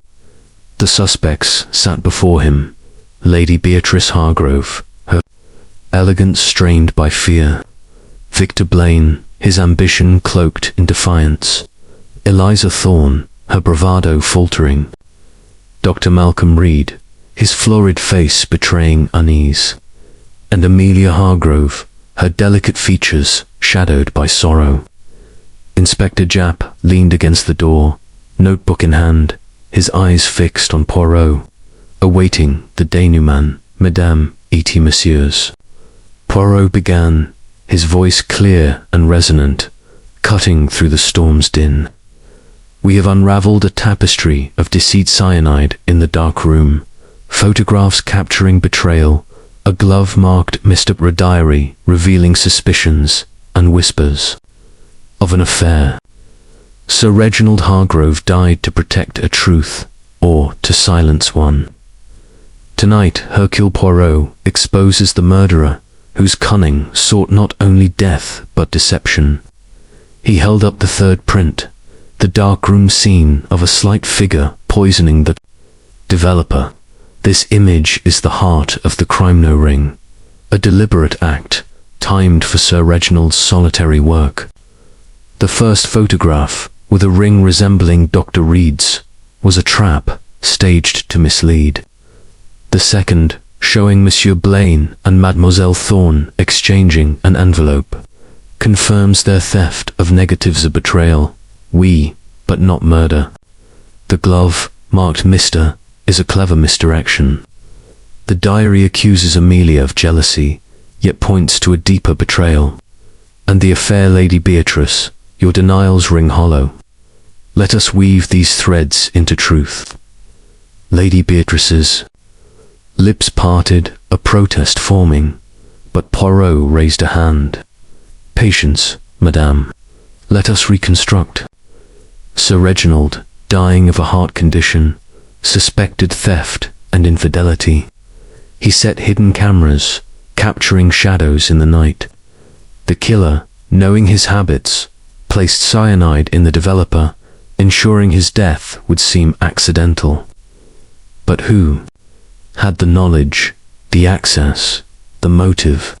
He paced, his hands clasped behind his back, his eyes sweeping the room. Dr. Reed, your ring appears in the first photograph, yet you were with Mademoiselle Amelia, save for a brief absence. The glove, marked Mr., suggests you, but its discovery is too convenient. Monsieur Blaine, your theft with Mademoiselle Thorne is proven, but your ambition needed Sir Reginald alive. Mademoiselle Thorne, your jealousy is clear, your alibi forged, yet your chemicals are for art, not murder. Lady Beatrice, the ethereal or imagined, gave you reason to fear. Exposure, but your composure betrays calculation, not passion. He paused, turning to Amelia, whose sketchbook trembled in her hands. Mademoiselle Amelia, your uncle's diary reveals your resentment. He refused to mentor you, dismissed your art, yet you claim love, not hate.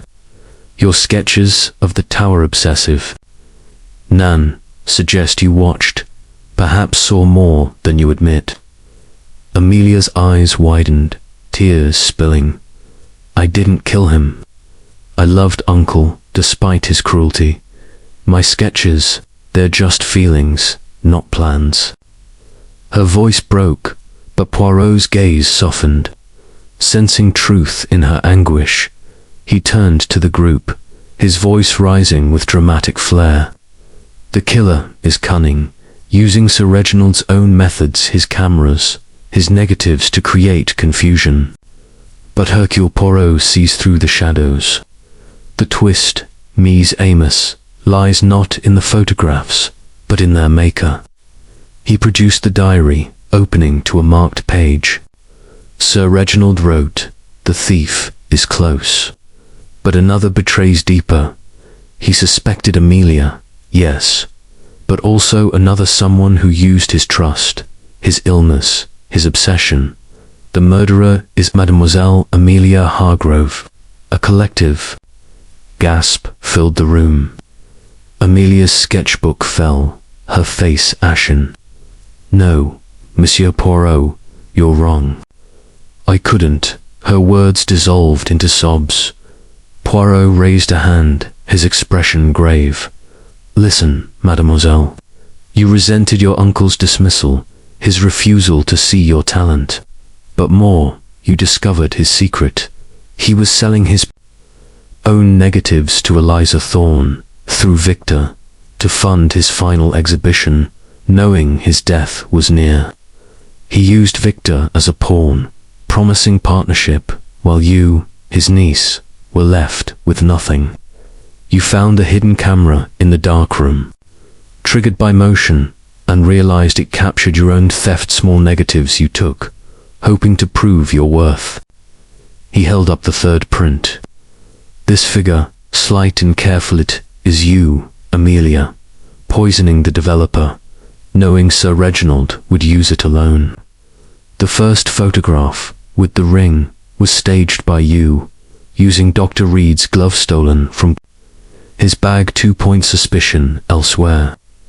The glove in the garden, marked Mr., was your final touch, a frame to confuse." Amelia shook her head, her voice a whisper. "No, I didn't." Poirot's voice softened, but his eyes were relentless. "You did, mademoiselle. Your sketches betray you obsessed with the tower, where you hid the stolen negatives, hoping to sell them to Eliza yourself. But Sir Reginald's camera caught you, and you acted to silence him before he could expose you. The affair, a distraction fueled by his paranoia, but no lover exists. The true betrayal was yours, jealousy, not love, drove you to murder." Lady Beatrice cried out, "Amelia, how could you?" Victor swore. Eliza's eyes widened, and Reed's face paled. Japp stepped forward, stunned. "Poirot, you're sure?" "The girl, oui, Inspector," Poirot said. "The diary's final entry, Amelia watches, was not suspicion, but realization. The hidden camera, set to protect his work, recorded her crime. She developed the print herself, thinking to destroy it, but Sir Reginald found it first, sealing her fate." Amelia collapsed, sobbing. "I didn't mean to. I just wanted to be seen, to matter. He was dying, and I thought the negatives were mine by right." Her confession spilled, raw and broken. As Japp signaled the constable to approach, Poirot's voice was quiet now, tinged with sorrow. "The camera never lies, mademoiselle, but the heart deceives. You sought to frame Dr. Reed, to use Victor's theft, to hide behind Eliza's rivalry. But Hercule Poirot sees all." As Amelia was led away, the room fell silent, the storm outside mirroring the turmoil within. Poirot gazed at the photographs, their shadows now still. "The ultimate revelation," he murmured, "is the tragedy of envy, captured forever in silver and light." Chapter 12. The afterimage. The storm that had battered Willowbrook Manor through the night had passed, leaving a dawn of crystalline clarity, the sky a pale wash of blue over the sodden gardens. Hercule Poirot stood at the window of his guest room, his small, immaculate figure framed against the light, his hands clasped behind his back. The revelations of the previous evening, Amelia Hargrove's confession, her tearful admission of envy and betrayal, lingered like the after of a photograph, vivid yet fading. The case was solved, the murderer exposed. Yet Poirot's little grey cells remained restless, as if some final detail awaited exposure. Below, in the drive, Inspector Japp supervised the departure of Amelia, her delicate form hunched as she was. Led to a police car, her sketchbook left behind on the gallery table. The other guests, Lady Beatrice Hargrove, Vito Blaine, Eliza Thorne, and Dr. Malcolm Reed stood apart, their faces a study in shock, relief, and lingering guilt. The manor, once a stage for Sir Reginald Hargrove's genius, now felt hollow, its grandeur diminished by the tragedy it had harbored. Poirot descended to the drawing room, where Japp awaited, his notebook closed, his expression a mix of exhaustion and satisfaction. "Well, Poirot," he said, pouring himself a coffee from a silver pot, "you've done it again, young Amelia, murderer. I'd never have pegged her for it. Those sketches, that diary, it all fits. But it's a sorry business, Inspector Poirot replied, his voice soft but weighted with reflection. "The human heart, it is a complex negative, developed by envy, pride, and pain. Mademoiselle Amelia sought to claim her uncle's legacy, but in doing so, she destroyed it and herself." Japp nodded, sipping his coffee. "The evidence is solid, her prints on the hidden camera. The diary's accusations, that third photograph showing her in the darkroom, and the glove planted to frame Reed. Clever girl, but not clever enough for you." Poirot's lips curved in a faint smile, but his eyes were distant. "Clever, yes, but driven by a passion that blinded her. Sir Reginald's photographs were not just images, they were his soul. Amelia denied his mentorship, saw theft as her only path to recognition. The cyanide, the staged photograph, the glove were her attempt to rewrite the narrative. Yet the camera, it does not lie." He paused, his gaze drifting to the gallery visible through the open door, where Sir Reginald's photographs still hung, their shadows softened by the morning light. "The afterimage, Inspector, is what remains when the exposure is complete, the truth that lingers. Amelia's crime was born of resentment, but also of love twisted into desperation." Lady Beatrice entered, her auburn hair loosely pinned, her emerald eyes dulled by grief. "Monsieur Poirot," she said, her voice low, "I can't believe Amelia could do this. She was like a daughter to us. Reginald was harsh, yes, but to kill." She trailed off, her hands twisting a silk handkerchief. "Madame," Poirot said gently, "the heart of youth is fragile, easily wounded. Sir Reginald's dismissal of her talent cut deeply, and his illness, known to her, made her act in haste. The affair you were accused of, it was a phantom of his paranoia, was it not?" Lady Beatrice nodded, tears brimming. "Yes, there was no lover, no betrayal. Reginald's illness made him see enemies everywhere. I tried to protect him, to ease his fears, but he pushed me away." Her voice broke, and Poirot patted her hand with paternal care. Victor Blaine appeared next. His lean frame slouched, his ambition dimmed. "I'm leaving, Poirot," he said brusquely. "The studio's done without Reginald. I was a fool to think I could profit from his scraps." His eyes met Poirot's, a flicker of shame in them. "I didn't kill him, but I'm not innocent. Selling those negatives, I betrayed him too." Poirot inclined his head. "Monsieur Blaine, your confession cleanses the soul, if not the deed. Go and seek a path of honor." Victor nodded, departing with a heavy step. Eliza Thorne lingered in the doorway, her camera slung over her shoulder, her sharp features softened by a rare vulnerability.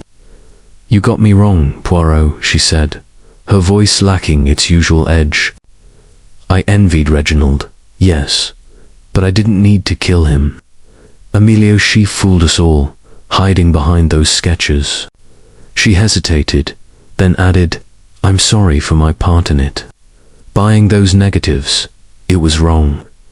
"Mademoiselle Thorne," Poirot replied, "your ambition is fierce, but your heart is not cold. Learn from this, and let your art speak." "Truth." Eliza gave a curt nod and left, her footsteps echoing in the hall. Dr. Reed approached last, his signet ring glinting as he adjusted his spectacles. "Poirot, I owe you thanks for clearing my name. That glove-it was a cruel trick. I cared for Reginald, tried to save him from himself. His voice was gruff, but Poirot sensed genuine regret. Dr. Poirot said, "Your role was to heal, not harm. The glove was Amelia's misdirection, but your care for Sir Reginald was true. Return to your work with a lighter heart." As the guests dispersed, Poirot joined Japp in the drive, where the police car had departed with Amelia. The manor stood silent, its secrets exposed, its shadows dispelled. "A sad case, Poirot," Japp said, lighting a cigarette. "The girl had talent, but envy ruined her." "Oui," Poirot agreed, his gaze on the tower, now bathed in sunlight. "Envy is a dark developer, distorting the image of the soul." Sir Reginald sought to capture truth, but in doing so, he ignited passions that burned too brightly. They walked to the waiting car, the gravel crunching underfoot. Poirot's thoughts turned to London, to his orderly flat, where he would file. This case, among others, a triumph of the little grey cells over the shadows of deceit. "The after-image," he murmured, "is the truth that remains when all is exposed." Sir Reginald's final shot was his legacy, and Amelia's crime, its tragic epilogue. As the car pulled away, the manor receded, its towers and gardens fading into the morning mist. Poirot closed his eyes, the case complete, the truth a photograph fixed forever in his mind.